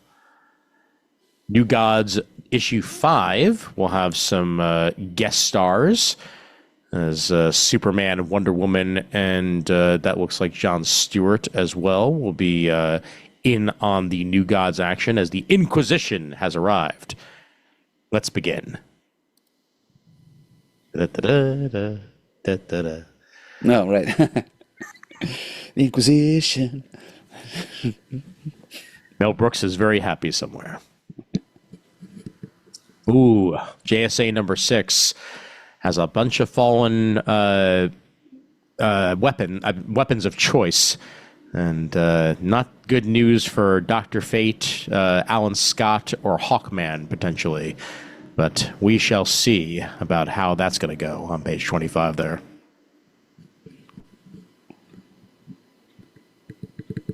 A new superhero debuts in the Power Company Recharge number 1. As we stated last month, the Power Company is back in POG form, and they are indeed going to bring us some new action along with that, and we'll get a brand spanking new hero out of this particular issue by Brian Edward Hill with a Carrie Randolph on the artwork chores with Aletha Martinez along for the ride. Yep, worth a look. Absolutely. And issue 6 of Black Canary Best of the Best. This concludes that, which means trade forthcoming. I repeat, trade forthcoming. Oh, yep, I'm all ears. I will keep watching the skies. Absolutely. Page 27 for that. Tom King, Ryan Sook. We're up to issue 7 of Batman The Long Halloween, The Last Halloween, and artwork will be covered by Dave Johnson on this particular issue. With yet another cover image from the portfolio of the late Tim Sale. Indeed. Placing the cover. Of course. Got to have his stamp on there somehow. Absolutely. And Deathstroke back from the dead? Yeah, probably. Let's just go with yes on that one. Yes. And building another team of a new team of villains to take on the Titans. Yep, gotta happen eventually. Yep. Well, peek in to see whom he recruits. And speaking of a brand new team of villains, that's also what the Birds of Prey have to deal with. So on page 30 there, we get a midnight heist, a stage crime scene, and an all new, or is it all old, villain team emerging with its sights set directly on the Birds of Prey. Old grudges, new fascinations. Where will it all lead, and which bird will be taken first? Ellie Thompson, 20th issue of Birds of Prey. And on page 30, Karen Starr returns. This I actually didn't notice that on my first read through of this catalog, but yeah, I've been annoyed by her calling herself Paige for some time now. Yep. Come on, people! People are named Karen. I mean, it's not their fault that it's become synonymous with pushy, entitled millennial, or boomer ladies. Well, here's the problem, though. Karen Starr has triumphantly returned to Metropolis, but there's a problem. The person using that alias isn't Power Girl. Paige can't just stand by as this new Karen gets involved in ventures and schemes she would never dream of. Thanks, Karen. It's up to her to expose this imposter before they ruin her reputation for good. Please let it be a Mixie Expidolek. Please let it be a Mixie Expidolek. Or maybe, better yet, it could be a Muxiest Polk, which is the Earth 2 Mixiest Pitlick. Ooh, there you go. There you go. Could be. I'm going to have to peek in on that issue. Yeah. Oh, the art is by David Baldion, whose work I like very much. Yep. So, yeah, I'll peek in on it for that reason, too. But I kind of want to see Power Girl get her proper alter ego back. This issue might not do that, but at least it's going to address the issue a little further. Perhaps, yeah. Page 30 will get us a little bit closer to a resolution on that. And the cover for Peacemaker Presents the Vigilante Eagly double feature is fantastic. That's all I have to say about that. Thank you very much. Page 31. Once again, story consultant by James Gunn, written by Tim Seeley and Rex Ogle, art by Mitch frickin' Gerards and Matteo Wally. So yeah, good pedigree, good stuff.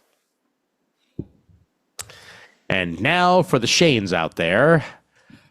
Fire and Ice When Hell Freezes Over, #1. Joanne Starr, Stephen Byrne. This is from the pages of the DC's Absolute Power event. Fire and Ice had finally achieved what Fire always wanted. The dynamic duo made a glorious return to the ranks of Justice League during a major world crisis, no less. But when the crisis was overcome, the smoke had cleared, and all the superpowers were restored, Ice found herself shooting off uncontrollable spurts of fire, and Fire had ice crystals forming at her fingertips. Oops. Yeah, we got to figure that out.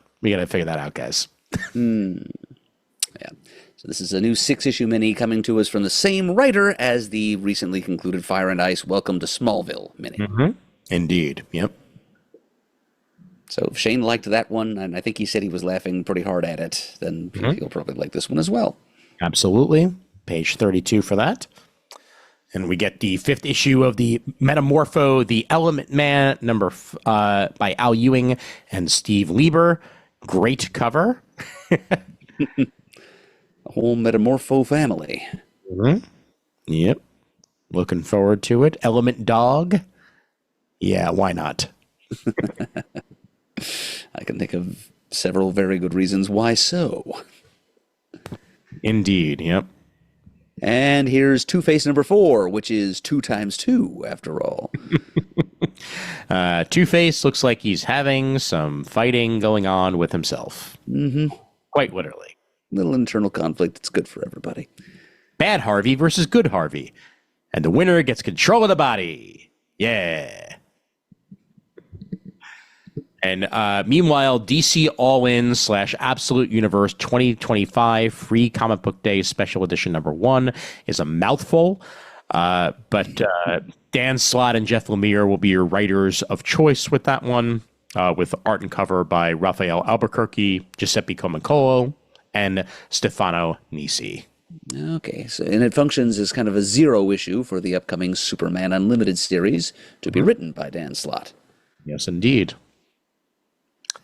Good stuff. And we also get Free Comic Book Day Good Guys Gang by Rob Justice. 9-year-old Clark Kent. Yeah, that's all I have to hear. Mm-hmm. And also Kanga U 2025 Free Comic Book Day Special Edition. Yeah, Kanga, baby. Mm-hmm. A whole bunch of Kangas.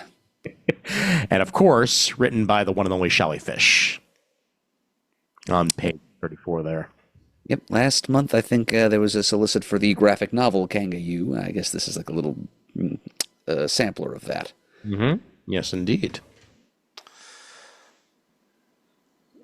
On we go to the return of something that I was not expecting to return, but I am a huge fan of this character, and I'm glad he's back. You can never kill Resurrection Man. He just keeps on reviving. Mm-hmm. Yep. That's what he does. It's a little weird to see. I mean, Ram V is writing it this time. It's a little weird to see Resurrection Man without Abnett and Lanning at the helm, but Ram V can handle it, I'm sure. Oh, And absolutely. The art is by Anand Ran RK and Butch Geiss. Yep.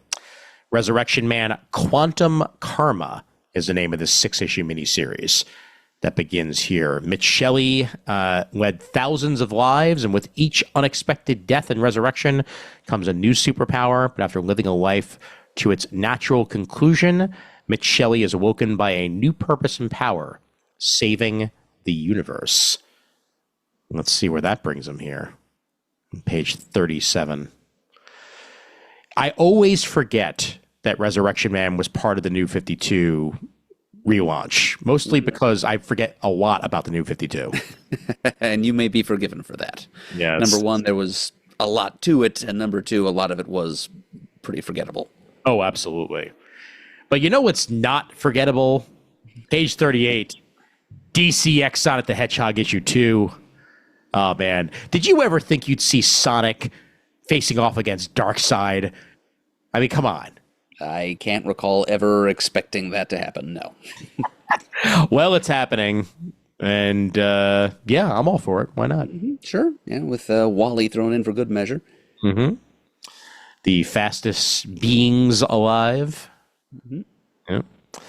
And, of course, there's gems involved. There's always gems involved with Sonic the Hedgehog. If it's not coins, it's gems. Probably some chili dogs in there somewhere, too. More than likely, yeah. Page 38 for that DCX Sonic the Hedgehog issue 2.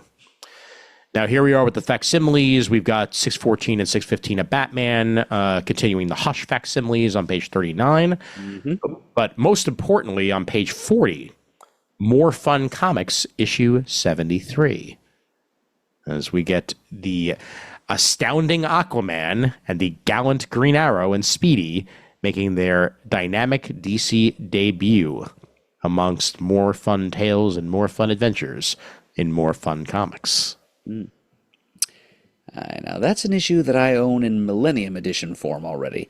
But down at the bottom of that page, another facsimile edition I do not own, have never read, and will probably buy as a facsimile. Nice. It's The Brave and the Bold number 60 facsimile edition, which I'm pretty sure is the second appearance of the Teen Titans, the part 2 of their tryout in The Brave and the Bold before graduating to their own series.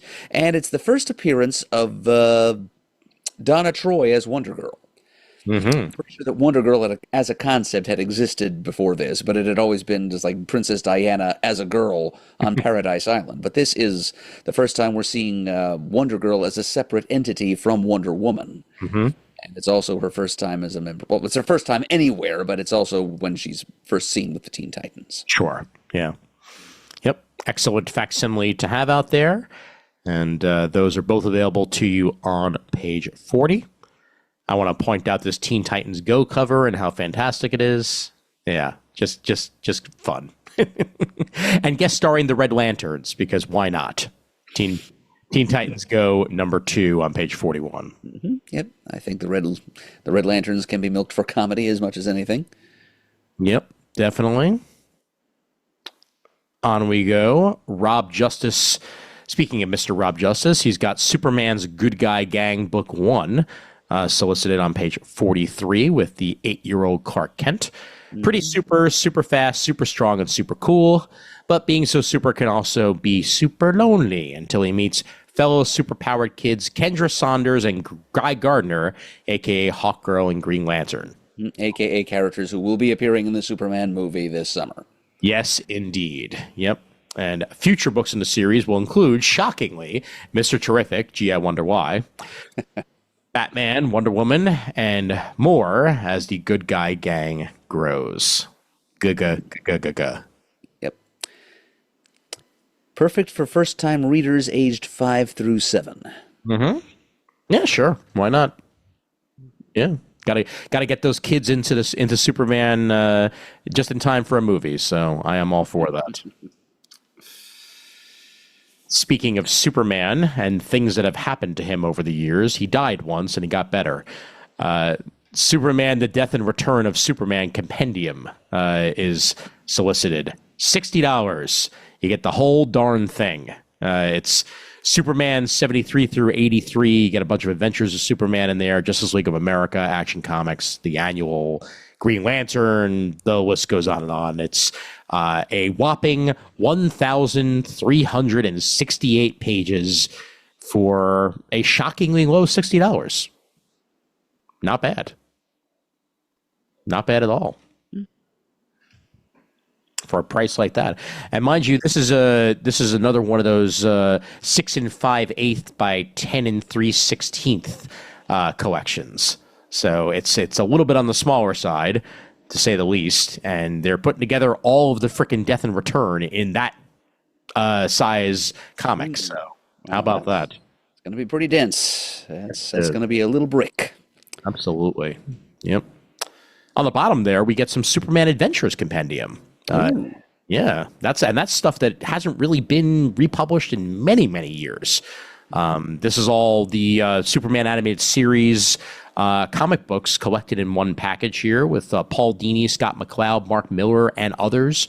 Artwork by Rich Burkett, Terry Austin, and more. So, yeah, good stuff.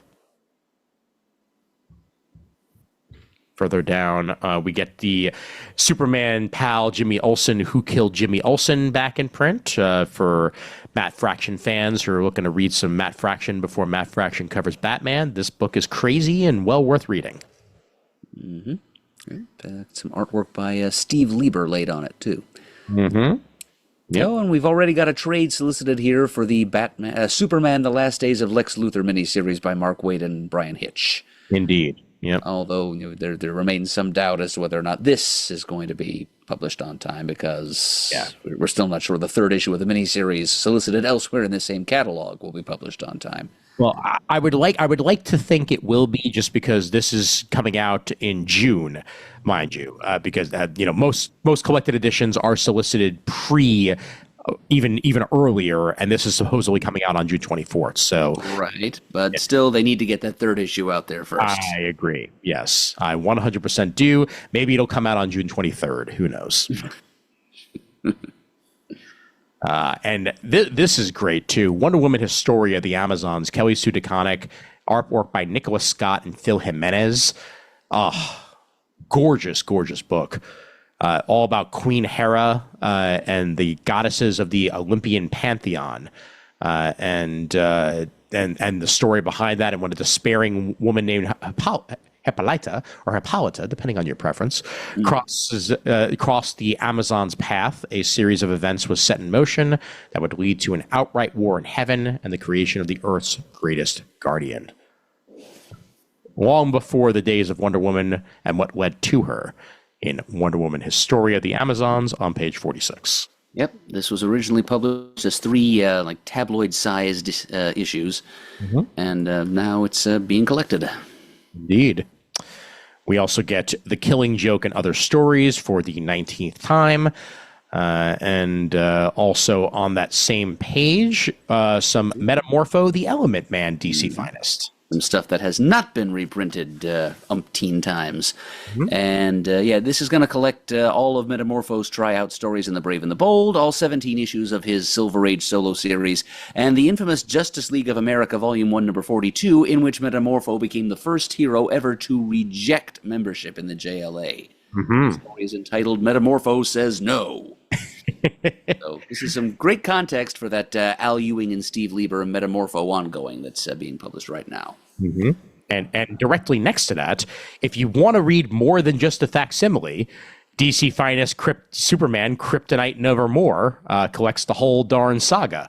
So that's got everything that you were just talking about there, Murd, in one collection. Yep. Superman with his reduced powers and the lack of kryptonite, and Superman goes up against the extra-dimensional Quarmer, which animates a bunch of sand in the shape of Superman, and creates kind of a new Bronze Age Bizarro for him to contend with. It's some kind of a departure from Superman tradition, but it's an interesting look to a crossroads in Superman history. Yep. And that's all there on page 48. And to finish us out, Volume 3 of Birds of Prey, Volume 3 of Power Girl, and the first volume of the Dan Waters Nightwing run available for you there on page 50.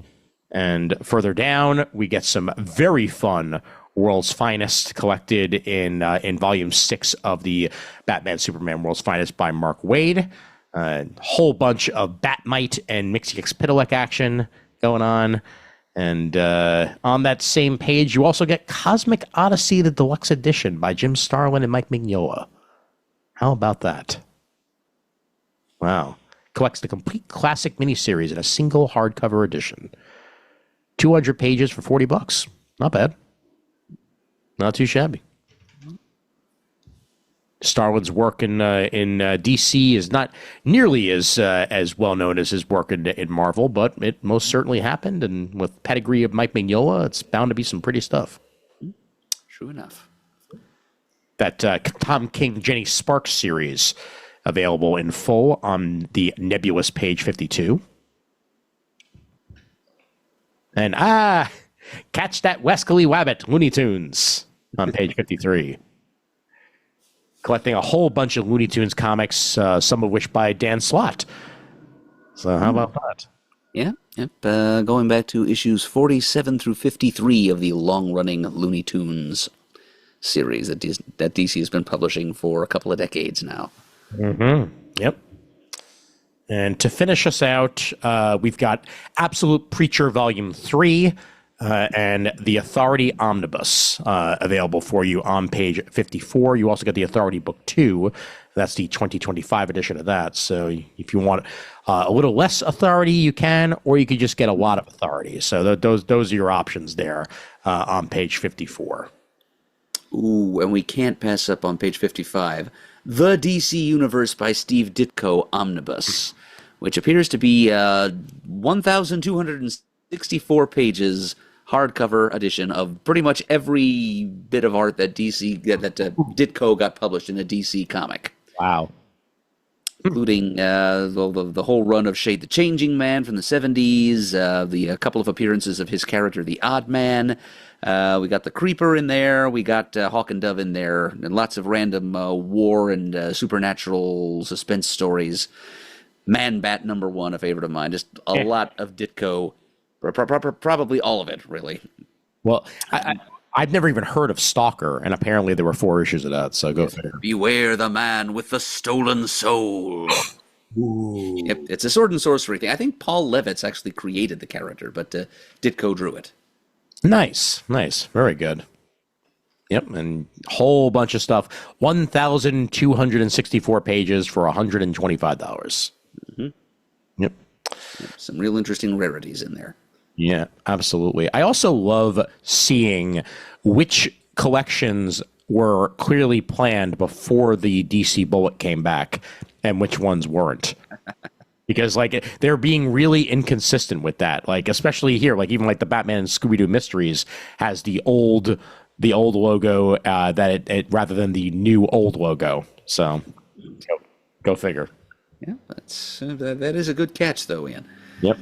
It'll also be interesting to see if the new the Bullet will replace that DC logo when these things finally see print. They very well might. That's a high possibility. Yeah. All right, over we go to Marvel. And when we get to Marvel, there's going to be some #1s because, of course, there are.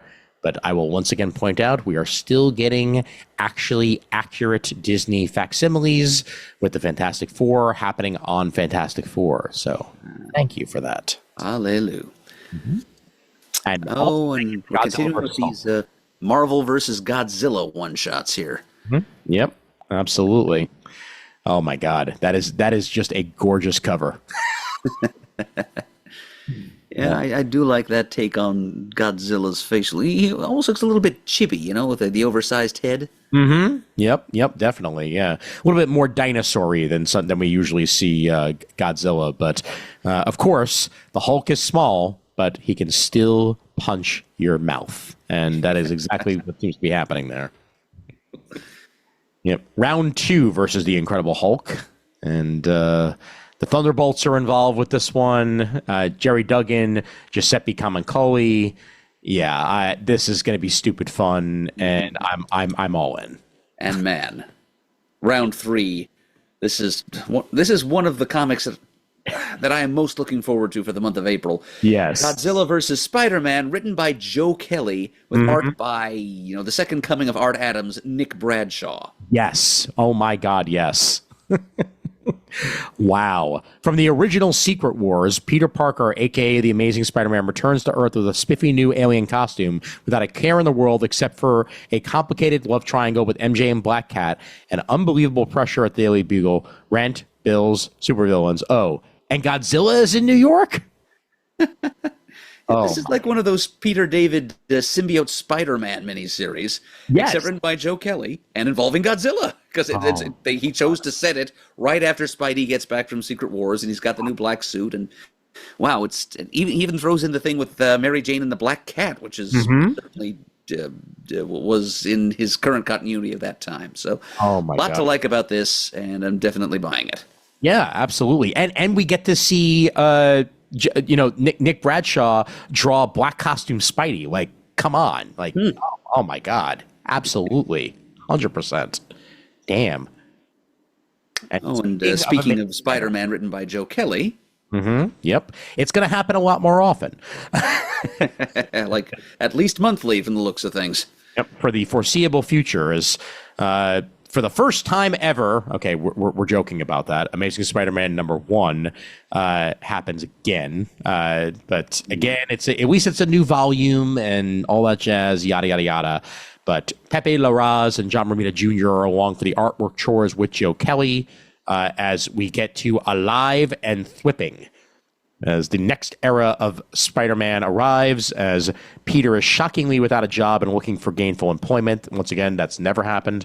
But his job search is interrupted by a rampaging rhino who is but the tip of a sinister iceberg. But not Mr. Sinister. That's something different. Right. Might be Mr. Negative, but it's not going to be Mr. Sinister. Or is it? Well, no, it won't, because it says what major spider villain, which Mr. Sinister is not, is working behind the scenes weaponizing other spider villains, including one we haven't seen in over 7 years. I don't think that merits all caps necessarily, but whatever. No. So we're going to be seeing more of Spidey's Rogues Gallery here, undergoing their own little Underworld Unleashed moment, shall we say. I can't wait. Looks like the original Rhino might actually be dying for a bit. Yeah. I can't wait for that villain we haven't seen in over 7 years to be the Gibbon. That'll be absolutely what we're anticipating. I don't care how many years passes between his appearances. Whenever good old Marty Blank shows up, I'm always there in the front row. Absolutely. Oh, this artwork is so good. Oh, my God. Oh, love it. Good old-fashioned rhino bashing. Yep. And here's issue number 2 coming out in the same month. That's on page 12 as the Rhino Rampage continues. What amped Rhino up from criminal super bruiser to rampaging disaster machine? We aren't spilling, but it just amped up Spider-Man. Yep. And I will say, we've been getting a lot of Rhino lately in other forms, as not only did he show up in the absolutely horrible Craven movie, but he also showed up in form in the new Friendly Neighborhood Spider-Man cartoon. Oh, yes, now streaming on Disney Plus, yeah? Yep, which I have high praise for. It is excellent. It's very much its own thing, and it picks and chooses, and there are some deep-cut Spider-Man villains that wind up showing up in that series that you would not expect, and also different takes on existing villains that fit the narrative.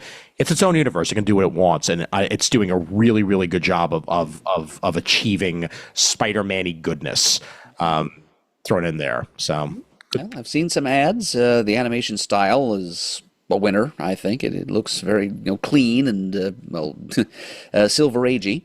So it looks like a good companion to that spectacular Spider-Man series from the WB several years ago. Yes, absolutely. And one thing that they were very much on the nose for that really should have happened years ago, just straight up making Norman Osborn a black man, because I've said it before on the show and I'll say it again, to have hair like Norman Osborn has just make him black. Like it makes so much more sense. It does make some sense. Yeah, it's, the Caucasian hair does not normally behave like that. No, that's a fair point.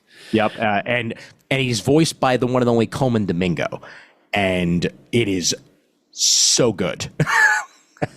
Like Hugh, and also Hugh Dancy voices Otto Octavius on the show, and does an absolutely fantastic job with that. So yeah, good choices on the voice cast all along, all around. Good deviations, well worth your time. So if you get a chance to give it a go, do so.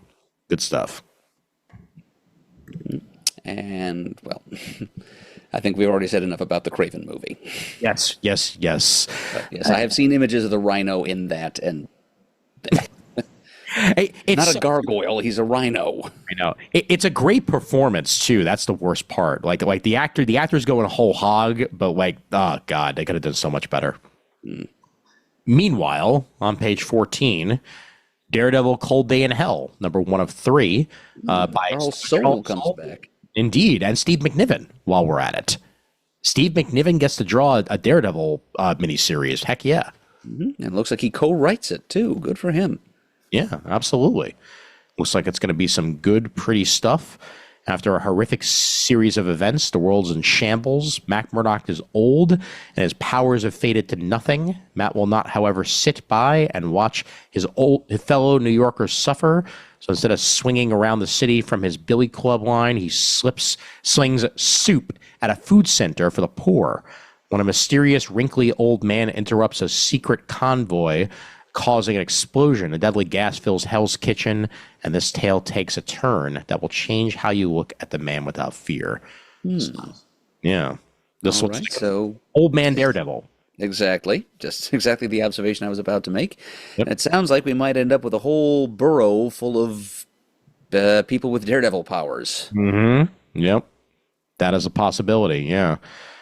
And mind you, just even thinking about it, like of course, it's Steve McNiven. They're basically doing an Old Man Logan with it. So, well, there you go. But the artwork is so nice. Yeah, this is definitely getting picked up. Absolutely.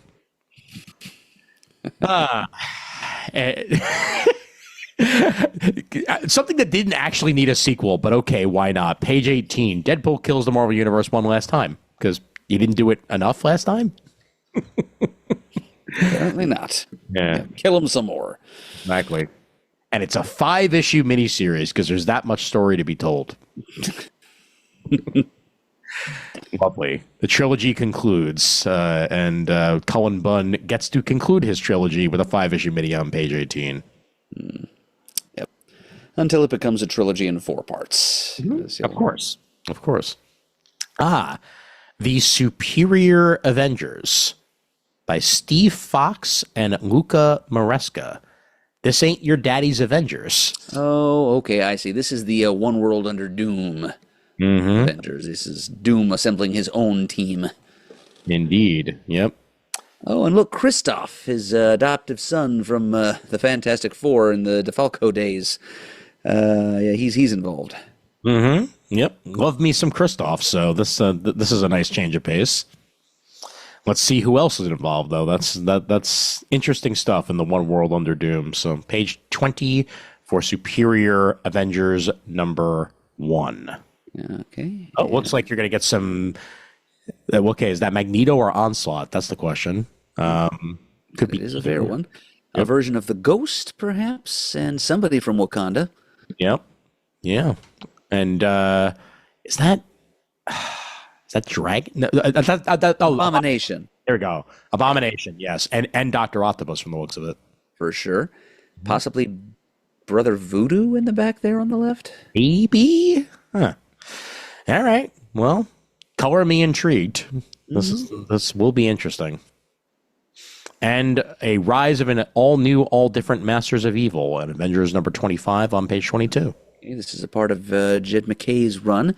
Looks like, if I can judge from the images we're seeing here, Madcap, who was a favorite character of mine, Mad Thinker, Dread Knight, Oubliette from Grant Morrison's Marvel Boy, possibly, and in the corner there, maybe that's Mr. Hyde. I can't quite make it out, but... Yeah. I feel like they should have just went with a motif and just had every villain that has mad in their name. Exactly. Yeah. All right. Certainly some different choices there for the Masters of Evil. Mm-hmm. Yep. Issue 3 of One World Under Doom on page 23. Wow. 3 of 9. This is really going to be going on for a while, isn't it? Yes, it sure as heck is. Yeah. That's on page 23. And Red Hulk is hunted by Doom on page 24. Teaming up with Machine Man and Deathlock. Mm-hmm. Oh, wow. Fantastic Four number 31, page 25. Fantastic 2? As Ben recovers from what Doom has done to him, the Fantastic Four learn they're losing their powers at the one time they need them the most desperately. If they can't reverse the effects, they may be lost forever, and Doom will be unstoppable. But the family has an idea on how to get them back and do it safely. They need only recreate the circumstances that first gave them their powers. But when safety doesn't get them their results, there is a more desperate path available to the Four, and they take it. It all comes down to this: a young woman, her kid brother, the man she loves, his only friend, and a desperate launch into space. This is going to be some weird Universal shit going on here. That much is definitely the case. Yep. I'm seeing hints of Alterniversal shenanigans here on that cover. Yep, definitely. It's like, that's not Johnny Storm. Chances are it's probably Stan Storm or something like that. Yep. That's we seem to see, like, if this were the DC multiverse, these would be Earth 11 versions, I think. Stan Storm and, Rashida Richards. Yeah, why not? Yep, page 25 there. And a whole bunch more Doom stuff. The third issue of Thunderbolt's Doom Strike as well, with Kelly and Lanzig telling that story. And Doom's Division continuing on page 27 as well, as an all-new super team unites. Wow. Man, Spider-Man's facing everybody this month. Well, that has long been his way, Yep. If it's not a giant lizard, he's facing a predator. And Benjamin Percy gets to tell that story, Predator versus Spider-Man 4-issue mini on page 28 here. Art by Marcelo Ferreira. Yep. And that variant cover by Ryan Brown is freaky. Yeah. Don't want to get that close a view of the Predator's mouth parts. No. Oh, wow. Also, this interior artwork right here, very David Finch. Like, the colors and everything. Like, it takes me back to New Avengers. Yeah, good call there. Okay, and then there's somebody with a face. Other than theirs. Exactly, yeah. So Marvel Rivals is getting a series here, spinning off the brand new hit video game. Whole lot of behind the scenes turmoil that I'm not going to get into with Marvel Rivals, such as, okay, I'll slightly get into it, such as the entire U.S. team being fired by the studio that put out the game. So that's a thing. But this is going to be this is basically collecting the Marvel Rivals Infinity comic that came out in 2024 for the first time in full print. So Paul Allor and Luca Coretti putting that Marvel Rivals out in issue form on page 32. And Web of Venomverse, Fresh Brains. The Venomverse is upon us. Yeah, it sure looks that way. Because you demanded it? You? I'm going to do the point as much as I can do it. Page 33. Yeah. Okay. Now, this is much more like it. Page 34. Wolverine and Kitty Pryde, number 1 of 5, by the man himself, Chris Claremont, and Damian Cucchiero on the artwork tours. Man, this is a return that is many years in the making. Oh, yes, because this seems to be a direct sequel to the original Wolverine and Kitty Pryde miniseries, like set almost right after it. Mm-hmm. Yep, absolutely. Man, there's certain Chris Claremont things that I'm okay with. This is one of them. Like when Claremont tries to go back to the Extreme X-Men, I'm not exactly thrilled. When it's stuff like this, I'm in. I'm absolutely in. And this looks like it's going to be some good team up fun. And very few people write Kitty and Wolvie together nearly as well as Chris Claremont. So this agreed. Yep. Oh, and then, oh my God, that cover. Alan Davis cover. Yes. There Beautiful. So good. I'm sure that we're getting a few uhs out of Chris at the prospect of this. You better damn well believe it. Yep. Page 37, Uncanny X-Men number 13, The Dark Artery starts here. The most terrifying adventure yet. The four young outliers discover the true meaning of Haven House, a doorway that should never be opened. Meanwhile, an otherworldly presence has set its covetous eye on one of the four young mutants in a story that tells a never-before-told slice of history of mutant kind. And we got issue 14 and 15 of Jed McKay's X-Men as well. There be a lot of tentacles in X-Men number 15. Whole lot of.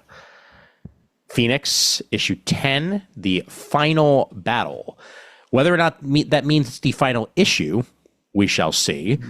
As a whole bunch of these series that launched out of this look like they are coming to their natural or unnatural conclusions, unfortunately. And we'll get to that. About a 50-50 chance that number 10 will be the last. But yeah, yep.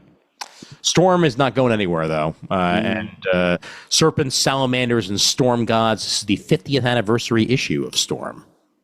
How about that? Oh, wow. Guest appearances by 5 legendary Thunder Gods, only one of whom is Thor. Excellent. Yeah. Thor, Chak, Sango, Mamaragan, and Susanu. Okay. I'm sure I mangled every single one of those names. No, I feel pretty good about Chak and Sango. There you go. So NYX, unfortunately, is one of those series that is coming to its conclusion. I'm not sure if it's going to be issue 10 or the following issue 11 or 12 that's going to be the conclusion. But we are definitely, unfortunately, at the end of this. Kelly and Lanzig are not exactly thrilled about it, but they were given enough lead time to actually have a conclusion. So that will indeed be happening. And from what I heard, both X Factor and X Force will be coming to a conclusion as well. Okay. Yeah. I've been picking up X Factor. I mean, that's all of these, post Krakoa X-Men ongoings. That's the one that I think I like the best. But yeah. NYX is really working for me, honestly, because it feels just Teen Titans-y enough to have that sort of feel, like kind of like a New Mutants thing set in New York, and that's catnip for me, quite frankly. So, but yeah, X Factor has been a lot of fun. Sad to see it go. And I've heard positive things about X Force too. I haven't actually sunk my teeth into it past the first issue yet, but at least it got to have as many as it had. So, and X Force number 10 celebrates 300 issues of X Force with startling revelations, just in time for it to get canceled and get replaced probably with another X Force title in 6 months. So. Oh, and look, special anniversary tale written by Fabian Nicieza. Absolutely what I want to see. Yep. 100% happy to see that. Hydra Attack in Laura Kinney Wolverine, number 5. Why can't they just give her her own code name already? I've been wondering that for years. I mean, X-23 wasn't ideal. I mean, they can do better than that, but yeah, I definitely take your point. Well, clearly, the Badger really should just be the one that they settle on. But I know her younger sister that was also cloned by Wolverine was going around as Honey Badger for a while, so I guess they don't want to do that. Really? Yep. Exceptional X-Men. Speaking of Mr. Sinister, there he is. Mm-hmm. Yep. So that gets more of that action. Didn't hear Exceptional X-Men on the chopping block quite yet, so that one I believe is continuing. And we're celebrating 400 issues of Wolverine while we're at it. Wow, a lot of anniversaries and celebrations this month. Mm-hmm. And this one's got a celebratory bonus story written and drawn by Daniel Warren Johnson. And I will be reading that for sure. All right. Good stuff.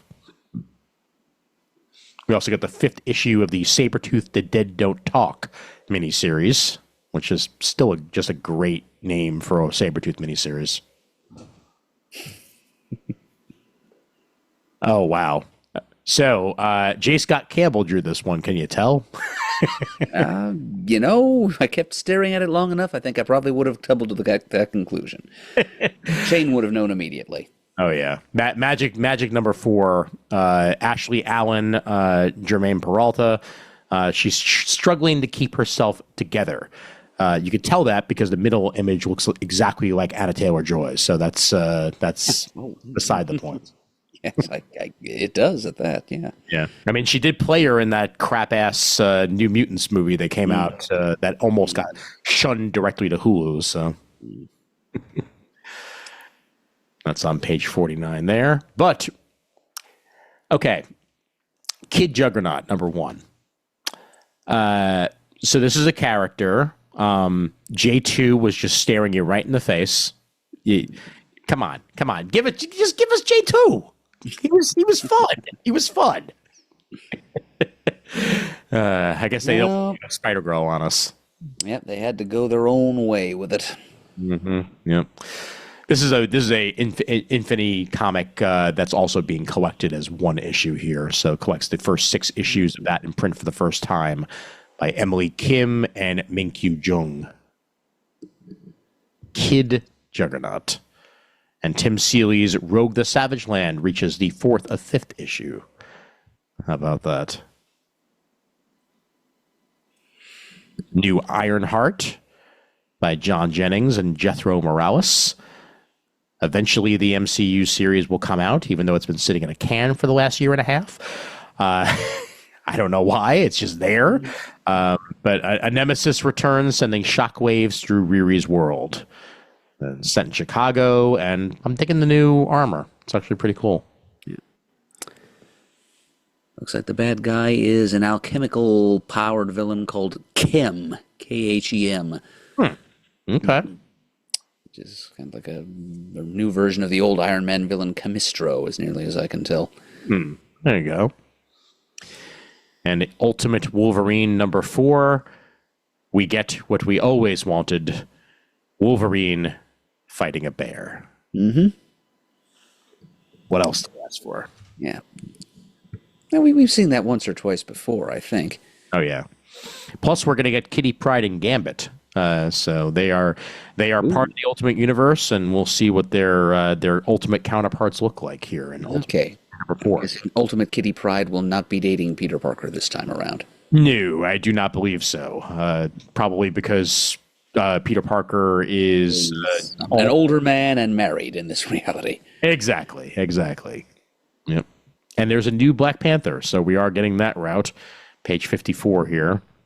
Battle-worn and beleaguered, a stripped-down T'Challa must go back to basics and prepare for battle against the new foes who have turned Vibranium and its dark counterpart against him. Looks very Batman. Yep, yes, that he does. Ultimate Black Panther number 15. And we get some good old Mysterio action in Ultimate Spider-Man number 16. And there's a secret origin of Mysterio, and I have a feeling it'll be very different than the one that we know. Oh, yes, almost certainly. The Shadow King returns in Ultimate X-Men number 14 on page 56. Will armor be the first to fall? Mm. Read and then find out. That's it. And a war for Asgard in Ultimates number 1. Asgard 2, why not? 10th anniversary special for Moon Girl and Devil Dinosaur. That makes me happy. Happy 10th birthday, Lanella. Has it already been 10 years? Well, Apparently it has. But most importantly, Impossible Man. yes, that is most important. I absolutely agree. Yep. And there's artwork by Nick Bradshaw again, who does draw some fine-looking dinosaurs. Yes, you do. Yes, you do. But he seems to have just done the cover here. The interiors are by Natasha Bustos and more. Yep. Well, either way, happy 10th anniversary Moon Girl. Love the animated series and happy to see any Moon Girl content anywhere I can get it on page 50. You know, I've seen some snippets of the animated series, and you know what it reminds me of more than anything? Hammerman. Short-lived early 90s animated vehicle based on the adventures of a superpowered MC Hammer. Oh my God. It was not the worst cartoon I've ever seen, but still an odd thing for any modern animated series to remind me of. Well, I'll tell you what. The two best things about this series are as follows: Lawrence Fishburne as the Beyonder. You know, I've seen a clip of the animated Beyonder. I had no idea that it was Fishburne doing the voice, though. Yep, Fishburne knocks it out of the park, and the Beyonder in that series is excellent. He's basically like one of the main foils, and the first ever, and I posted this to Facebook when it aired, and I must reiterate it here, the first ever animated appearance of the Jacob Javits Center. As Moon Girl and Devil Dinosaur is set in New York, and at one point she goes to a Comic-Con type thing, or like it might actually, I'm sorry, it wasn't even a Comic-Con, it was like a science festival, and it was definitely set at the Jacob Javits Center, and they rendered it beautifully. So Right. Way to be true to your setting. yes, indeed. Yeah. The Thing, issue 2 of 5 by the one and only Tony Fleeks, with artwork by Leonard Kirk. Very much looking forward to this miniseries. And the second issue is out as he's targeted by Bullseye on page 59. Thing versus Bullseye. That's something you don't see every day. No, indeed. It's an interesting matchup. Indeed. And the all-new Venom's true identity is revealed in all-new Venom number 5. It's Eddie Brock. It's just Eddie Brock, people. I'm sorry. That's it. That's it. No. Sorry. We just had to make you think it was somebody else, but it's the same Venom the entire time. That's it. That's Chris would observe that your cynicism is showing, Ian. Yes. I'm sorry. It's Aunt May. Now, page 62 might be the greatest comic of all time. I just want to let you know. Concert of Champions. My God, yes. Oh, yeah. Jam sesh here between Dazzler, Lila Cheney, and Luna Snow with Dupe on drums. If you're looking at that. And Spider-Gwen, of course. Yes, right, because she plays in Face It Tiger, right? Yep, exactly. Yep. And the mysterious new metal band Deep Void. And what are their sinister intentions? Oh, Plus God. a top secret debut that you won't even realize is happening yet. Okay. All right. Okay, so foreshadowing. Clearly, Gem and the Holograms are going to make their Marvel debut. That's the only thing that makes sense. That would be terrific, I must say. Yeah, I also love that Wolverine popped his claws to throw his fist up in the air. Like that's a little dangerous, but okay. Because Wolverine is totally freaking metal. Oh, absolutely, brah. That's on page 62. And we'll go down a little bit further to Deadpool Wolverine number 4, featuring our favorite not Cable, Stripe. Page 65. I remember when they were like, no, he's the real Nathan. Like, no, he's not. No, he's not. He's just a dude with spikes. That's it. Yeah. And talk about tentacles. We get a lot more of them in a fantastic retro cover. Oh, wow. For Spider-Gwen, the Ghost Spider, number 12. Great cover by Mark Brooks. Oh, excellent. Gwen Beyond. And Miles Morales, issue 32, Thor and Hercules. Fantastic. Gotta love a crossover like that. Ooh. And the instigator here is Anansi, the spider god of African myth, a Confederate trickster. He's sent these gods on a collision course. It looks like Ares is in there too. Okay. Gotta love it. Page 67. As we go further down, we got a West Coast Avengers disassembled as the West Coast Avengers try to stay afloat after their encounter with Flag Smasher. A new group of ruffians, nicely done, has come to disrupt them. And it's the Avengers? What? Yep.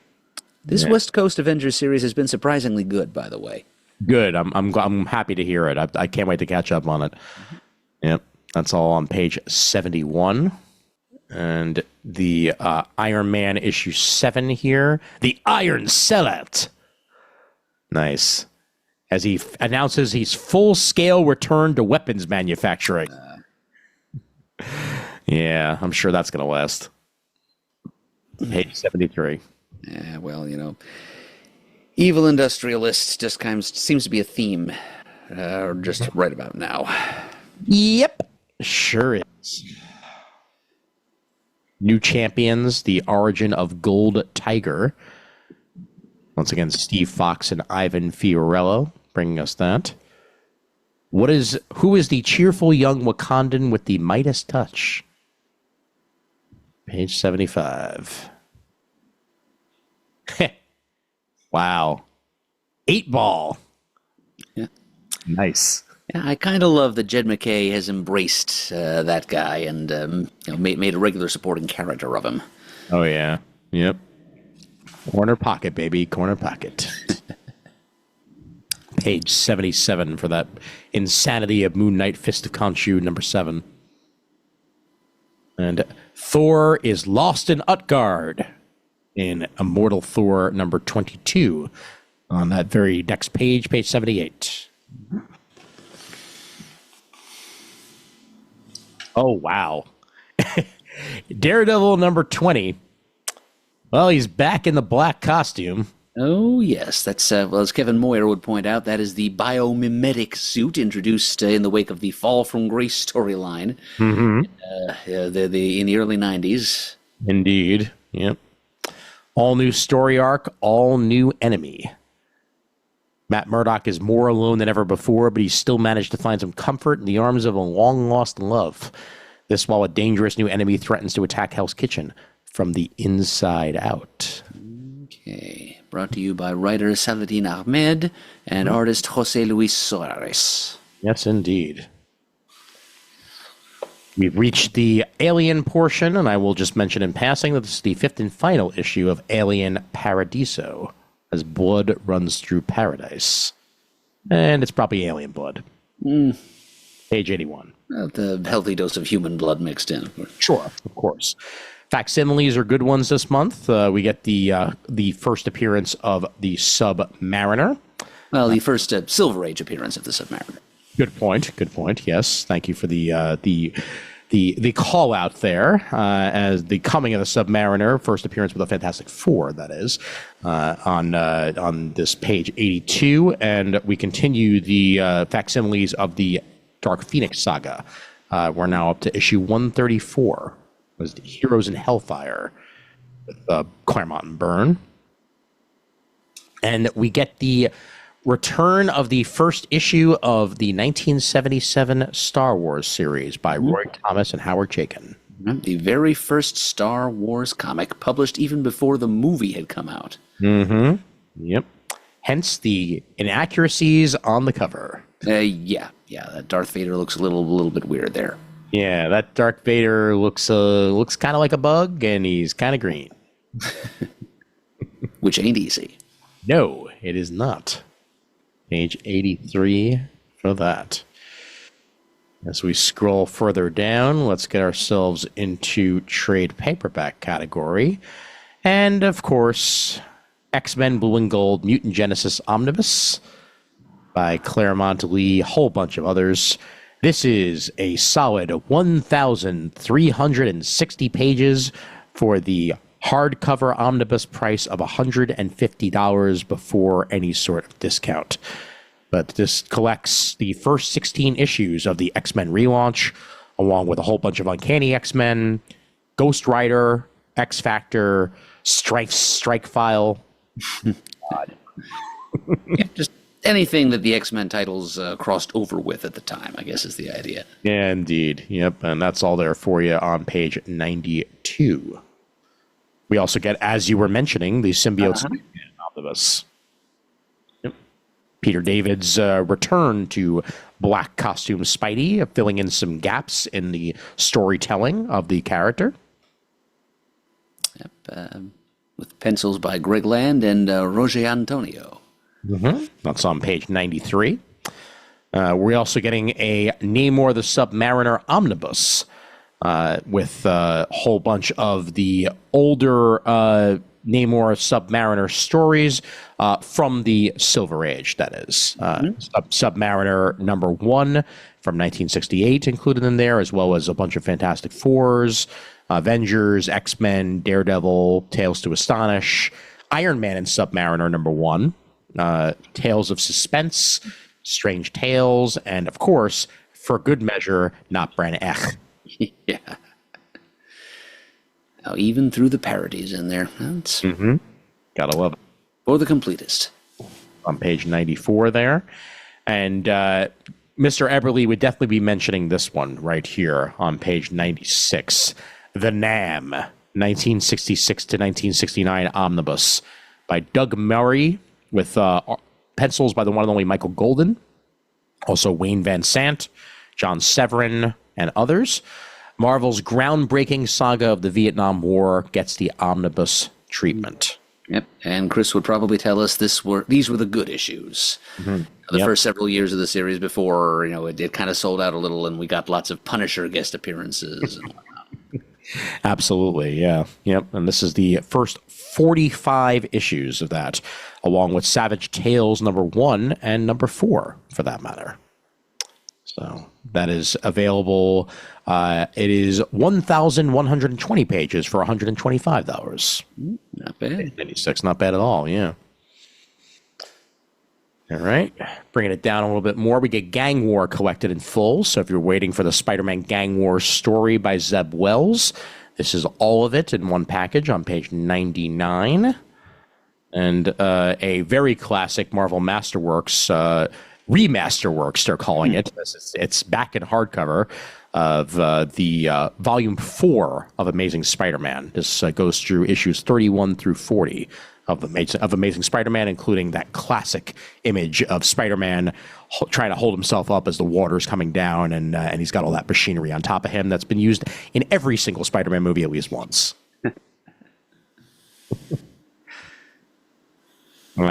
Marvel Masterworks 2-in-1, Volume 8, on page 101. Get more of the Marvel 2-in-1 action for you. Covering issues 83 through 93, so one more volume to go before they'll have reprinted the whole thing. Machine Man and Jocasta show up in this one. Nice. And we get the first volume of the Storm series collected in full on page 102. So that's the first 5 issues of that Storm series. And then the Captain America by J. Michael Straczynski, Volume 3, Broxton Rising, closing out J. Michael Straczynski's Captain America run on page 104. And as we get further down, we got our typical end route books at the bottom here. A couple more Ultimate X-Men, Volume 2 on page 113. And then we have ourselves at the bottom, as I try to get to the bottom, it's taking so long. There's so many trades this month. Here we go. Epic Collection. Boom. New Avengers Modern Era Epic Collection. Volume 3 in the New Avengers Modern Era Epic Collection. this puts together a whole bunch of the Civil War New Avengers stories into one epic collection saga. That's when Bendis was writing the Avengers, along with Warren Ellis and Brian Reed. And this was some of my favorite stuff when I was reading it. It really captivated me, and a whole bunch of that initial New Avengers stuff kind of created the blueprint for what we eventually got as movie Avengers in a lot of ways, personality-wise. So, and it's also the stuff that I'm reading at the moment. Well, there you go. This also includes Bendis's Illuminati 5-issue miniseries, which was in 2007, which is just what I've read up to. Oh, fantastic! So if you want to be like Murd and read some New Avengers from that era, go ahead and pick up this epic collection on page 120. Mm-hmm. You pick it up, you will have read even more New Avengers from that era than Murd did, because I didn't buy that many issues of that. Yep. Speaking of things that were discussed in Bubbles of Time, the Ultimates issues 1 through 13 here on page 123, when I happened to guest on said bubble, I discussed Ultimates issue 1, and this collects the first 13 issues of that initial Ultimates run. Epic Collection Superhuman, and a Epic Collection of the Thunderbolts while we're at it. Volume 3 of that, collecting issues 26 through 41 of the Kurt Busiek era, leading into the Fabian Nicieza era while we're at it. And Thunderbolts Annual 2000 and Avengers Annual 2000 as well. And I think that is about it from... Oh, you know what? I'll mention this just in passing, just because it's good stuff. Spider-Man Legend of the Spider-Clan by Kyrie Andrews and C.B. Cebulski.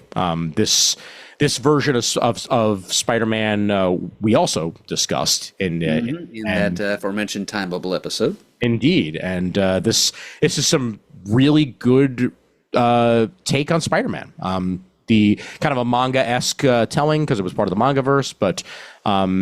kind of still had the heart of Spider-Man while also tying him into a whole Spider Clan, ninja type thing. And yeah, Kyrie Andrews tells a good story, and it's all there for you with some great Scotty Young, Kyrie Andrews, and Kyrie Randolph art. And this collects both the Marvel Mangaverse Spider-Man, Spider-Man Legend of the Spider-Clan 1 through 5, and Spider-Man Family featuring Spider-Clan on page 127. And now we done. All right, so let's touch on, if I can find the right one, here we go. Touch on some IDW stuff real quick. Godzilla 70th Anniversary, Godzilla #1, with a lovely cover by Art Andrews, and yeah, just Arthur Adams. God, That's my words. There we go. And there's a $7 million bounty. A $7 billion bounty on Godzilla while this is going on. So good stuff. Written by various, artwork by various, but it's got an Art Adams cover. So what else do you need? Oh, and on that same page, we're continuing IDW's Godzilla vs. America series of one-shots in which Godzilla destroys a variety of different American cities. In stories written and drawn by natives of those cities, I believe is the original idea. We already saw Godzilla versus Chicago. Now he comes to L.A. Yep, go figure. That's there on page 22 of the Random House catalog. And also the third issue of Godzilla Heist. And, of course, Mothra, Queen of the Monsters, issue 2 on that following page, page 23. We are getting more Star Trek stuff. See, now I'm once again kind of glad that we're using this catalog, because they actually have the freaking covers for almost everything. So that's a nice change of pace. We're getting part 2 and 3 of the Lore War here with Star Trek Defiant number 26 and Star Trek number 31 by Cantwell and Kellyanne Lanzig, respectively, on page 25. And looks like we're going to get some timey-wimey Star Trek Lower Decks action by Ryan North, which makes me happy, in issue 6 of that, page 26. Wow. Love that cover for Teenage Mutant Ninja Turtles Best of Old Hob. Mm-hmm. Come up with some interesting images for these best of collections. Remember a couple of months ago we were all shocked that they found enough Ray Fillet material to make a best of that. Yep, and they found a nice cover too. I mean, I can't see anything for what's between the covers, but they've come up with some really nice images for these things. Yes, they do. Yep, absolutely. Page 27. James Biggie is to be thanked for that, apparently.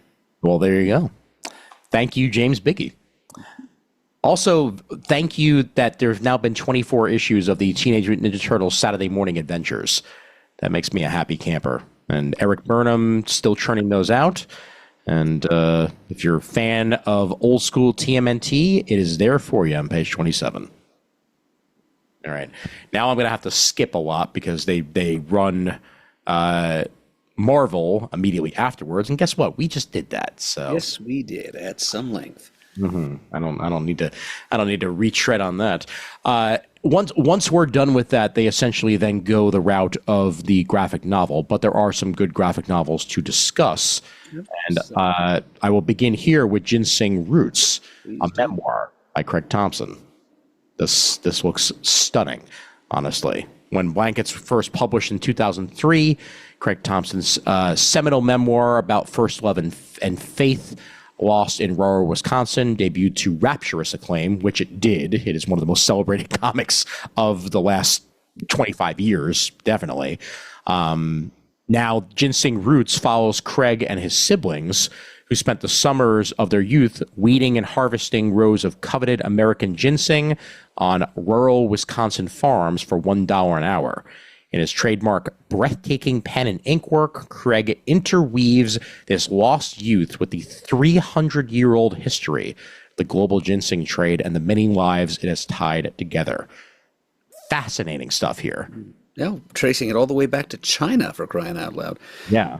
Now, I think he actually tried publishing this as single issues before it became, the hardcover graphic novel we see before us. Okay. And I thought about buying some of those single issues, but I missed the first couple, so ultimately didn't. But now, I famously don't have much use for blankets. I never liked it. Even when we talked about it on CGS. But this looks like a story that is much more up my alley and a better use of Mr. Thompson's talents. And I'm very glad that you happened to jump to this particular entry, Ian, because I did not realize until you did that this was being collected and published as a single volume. And I'm all over this. Absolutely. Yeah. It's available, again, in the Penguin Random House catalog on page 68. And it will be on sale on April 29th in hardcover. And that's out of Pantheon. And yeah, it looks absolutely gorgeous just even taking a look at it. So very, very good stuff. Equal doses, autobiography, and ethnobotany. I really like it. And then something for me on page 72, Paul Auster's The New York Trilogy.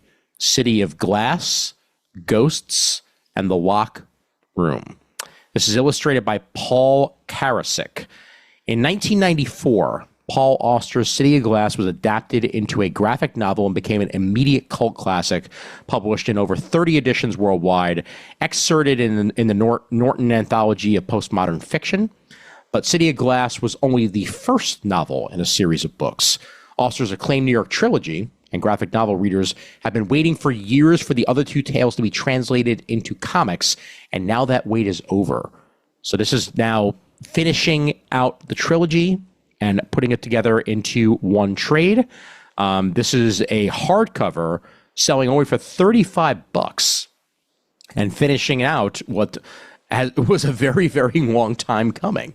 Paul Auster's New York Trilogy available in full with some absolutely gorgeous artwork. My God, that is some great stuff. Yeah, it looks like Paul Karasik has art directed the whole thing, but each chapter or novel is illustrated by a different cartoonist. Indeed, yeah. Including David Mazzucchelli of Batman Year One fame. He seems to have done the City of Glass chapter. And Lorenzo Mattiati did Ghosts, and Paul Karasik did The Locked Room. So yeah, this is good stuff indeed. Page 72 has the main listing, and then you get to see a whole bunch of the preview pages on the following couple.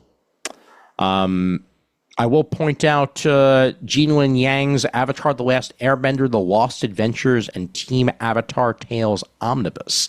This puts together all of the Avatar: The Last Airbender stories that Jinlin Yang put together, along with Faith Erin Hicks and others, into one collection, which makes sense because we're getting a new Avatar series. It was announced that Nickelodeon is going back to the well, and there's now going to be a third Avatar series set after the events of Korra, with the world in shambles, and that will be premiering on Nickelodeon sometime, I believe, in the next year or two.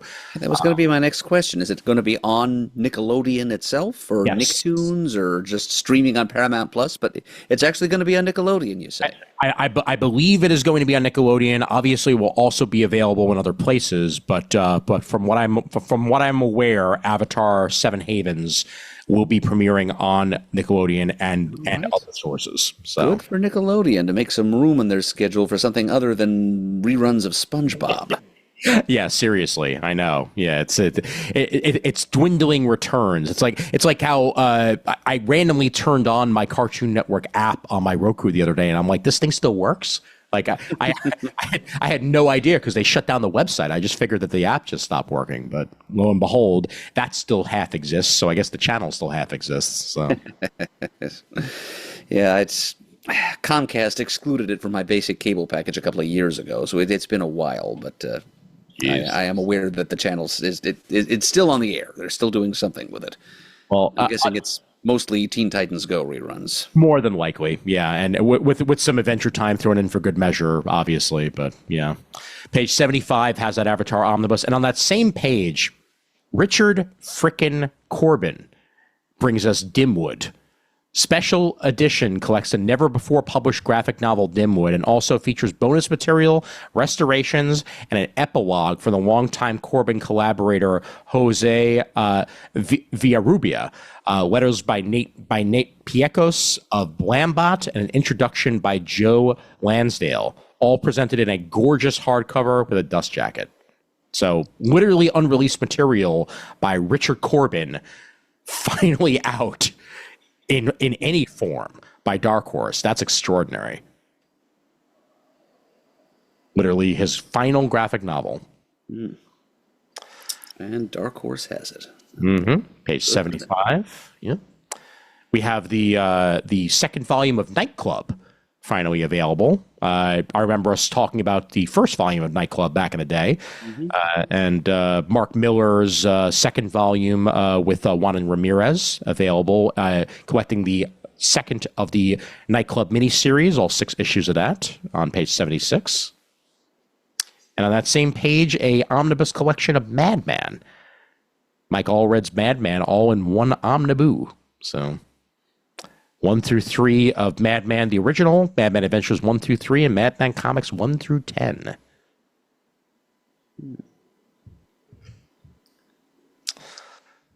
All right, and I'll close this out with at least 1 or 2 other graphic novels, and then we'll switch back over to Lunar for a little bit, and then we'll wrap this sucker up. I seem to have passed over into DC territory here. Oh, I know. That's why I'm getting this out of here as fast as humanly possible. This catalog really is oddly arranged, isn't it? You ain't kidding. Yeah. Rather than actually, separating it by publisher, they basically separated it by publisher single issues, publisher graphic novels, and then I think a bottom section for manga. So yeah, not my favorite. Needs some workshopping. Most definitely, yeah. But I will point out a library collection of Godzilla is available, volume 4 of that, on page 81, along with Godzilla Rivals Round 4 by Josh Trujillo. I know that the Rivals series is something that you've mentioned many a time. So, yep, full collection of that stuff right there. It's like a kaiju team up. Mm-hmm.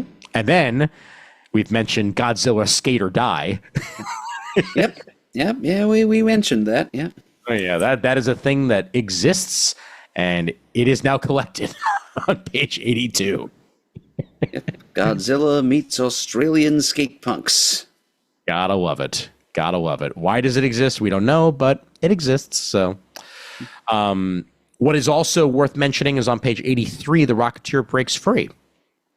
That's by IDW, and that's the 4-issue miniseries by Stephen Mooney and Staz Johnson that returns The Rocketeer to comics. So that came out a little while ago, and now all 4 issues are available in trade paperback out of IDW. That's on sale on April 29th and on page 83.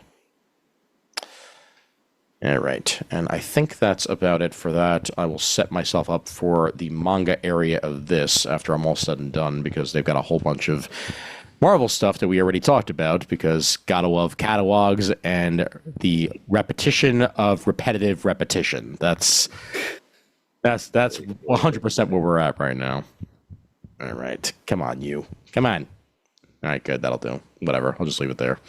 All right, and this is what previews looked like, by the way. We're not touching it, but Something is Killing the Children was on the main cover, and that may not even wind up coming out under them, but apparently Boom's not switching entirely over to their Penguin Random House until the summer.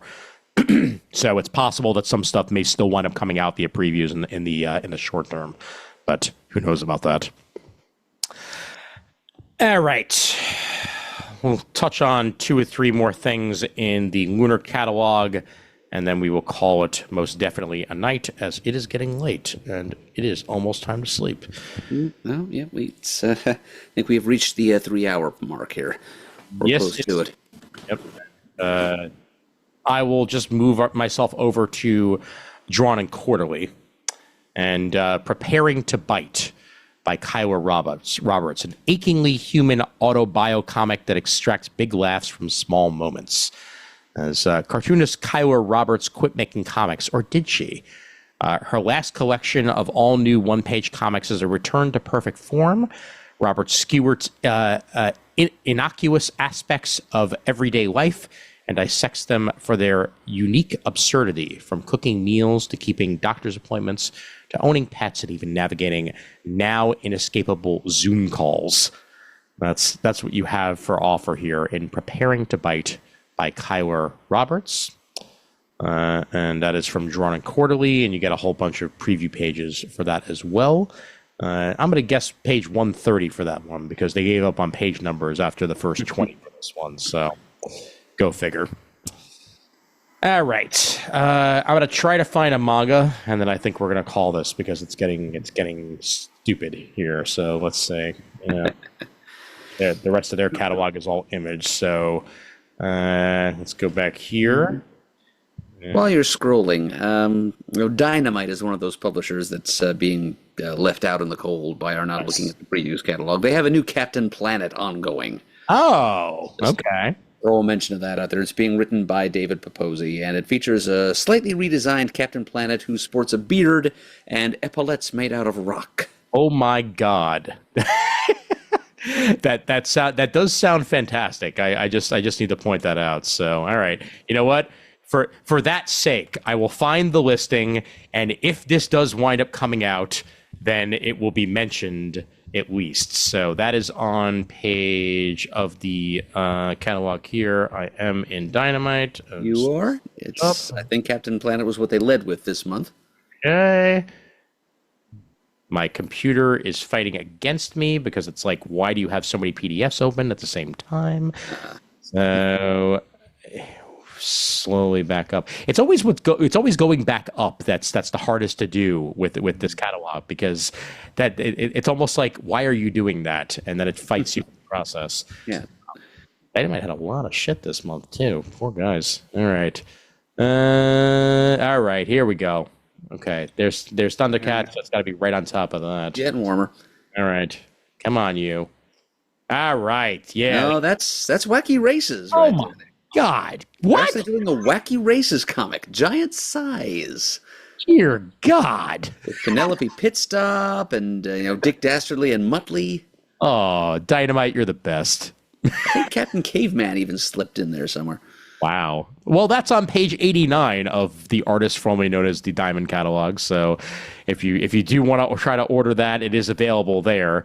I knew I would fall into this rabbit hole the minute that you mentioned this, and now I gotta find it or I'm gonna die. All right. Well, you're almost there. All right. I saw David Paposi's face. So yes. Okay. And I there's find some redesigned Planeteers right there. Mm-hmm. Yep. So if I scroll up one more, yep, here's some preview pages. Page 79, page 78. Why are there so many? Page 77. Ha ha! We did it. Excellent. The power is yours. And that beard is epic. It weirdly works for Captain Planet. It kind of just like makes the room come together. Like it's not bad. A little reforestation happening there on his face. Yeah, absolutely. Page 77 in the previous catalog. Happy to see Captain Planet return in any form, and obviously they're modernizing it, making it a little bit more today. But yeah, I'm digging it, and I'm sure somewhere Ted Turner's very happy. I hope so. Yeah, and of course they still have heart. They have to have heart, the most important of the elements. Mm-hmm. Yep. All right, you know what? Screw it. I'm giving up. This was this was as close to a previews as we could possibly get. We talked about plenty of stuff. Manga will have to make it another day. So maybe, just maybe next month we might actually be able to use the previews catalog and just, separate out Dark Horse and IDW. But I don't know. It's a weird time. I'm glad we got to talk comics, period, and otherwise. It was a good time with you as well, Murd. Happy to have you along. No, thanks, Ian. It's been a tonic for the soul for me too. Yes, and I do hope that next time the catalogs will be a little bit less balkanized, and we'll be able to have a slightly more linear discussion of all the goodness that's coming out a couple of months hence. Yeah, and Penguin Random House, figure out your catalog. Like, don't separate shit out into single issues and then trades. Like, well, come on. Yeah, it's sure, maybe you're being creative, but creative is not the same thing as helpful to the people who will be using your publication. Yes, absolutely. But at least, once again, thank you, Lunar, for actually having cover art for IDW and Dark Horse. Well done. All right, let's finish it out. Let's get this sucker out of here. Thank you all once again for joining us and all that jazz. And stay tuned, as chances are next week you'll be hearing my thoughts on Toy Fair, as myself and Chris Naudis will be attending this year's Toy Fair this upcoming weekend, and we'll have thoughts and opinions to that to come either this week or the next. So definitely stay tuned for that. And I'm going to stop talking now right after I do this. So here we go. Email address for Comic Timing is comictiming@gmail.com. Facebook.com/Comic Timing is where you can find the main Comic Timing Facebook page, and also the Comic Timing fan page, where you can listen along and join in on the fun and conversation that occurs in that group. Please join up if you haven't yet. You can find us on Blue Sky. We are Comic Timing on Blue Sky. We're also on Instagram as Comic Timing Podcast. We're also on Threads as Comic Timing Podcast. And, of course, we're at YouTube at youtube.com/Comic Timing Podcast. You can find us there. You can find the video versions of this there as well, so you can see just how much of a spit curl I had this episode. So go figure. We want to thank you all for donating to the show on Patreon and keeping us running. Thank you, thank you, thank you, and thank you. And thank you once again to Murd, and thank you once again to me. And as always, there's always time for comics.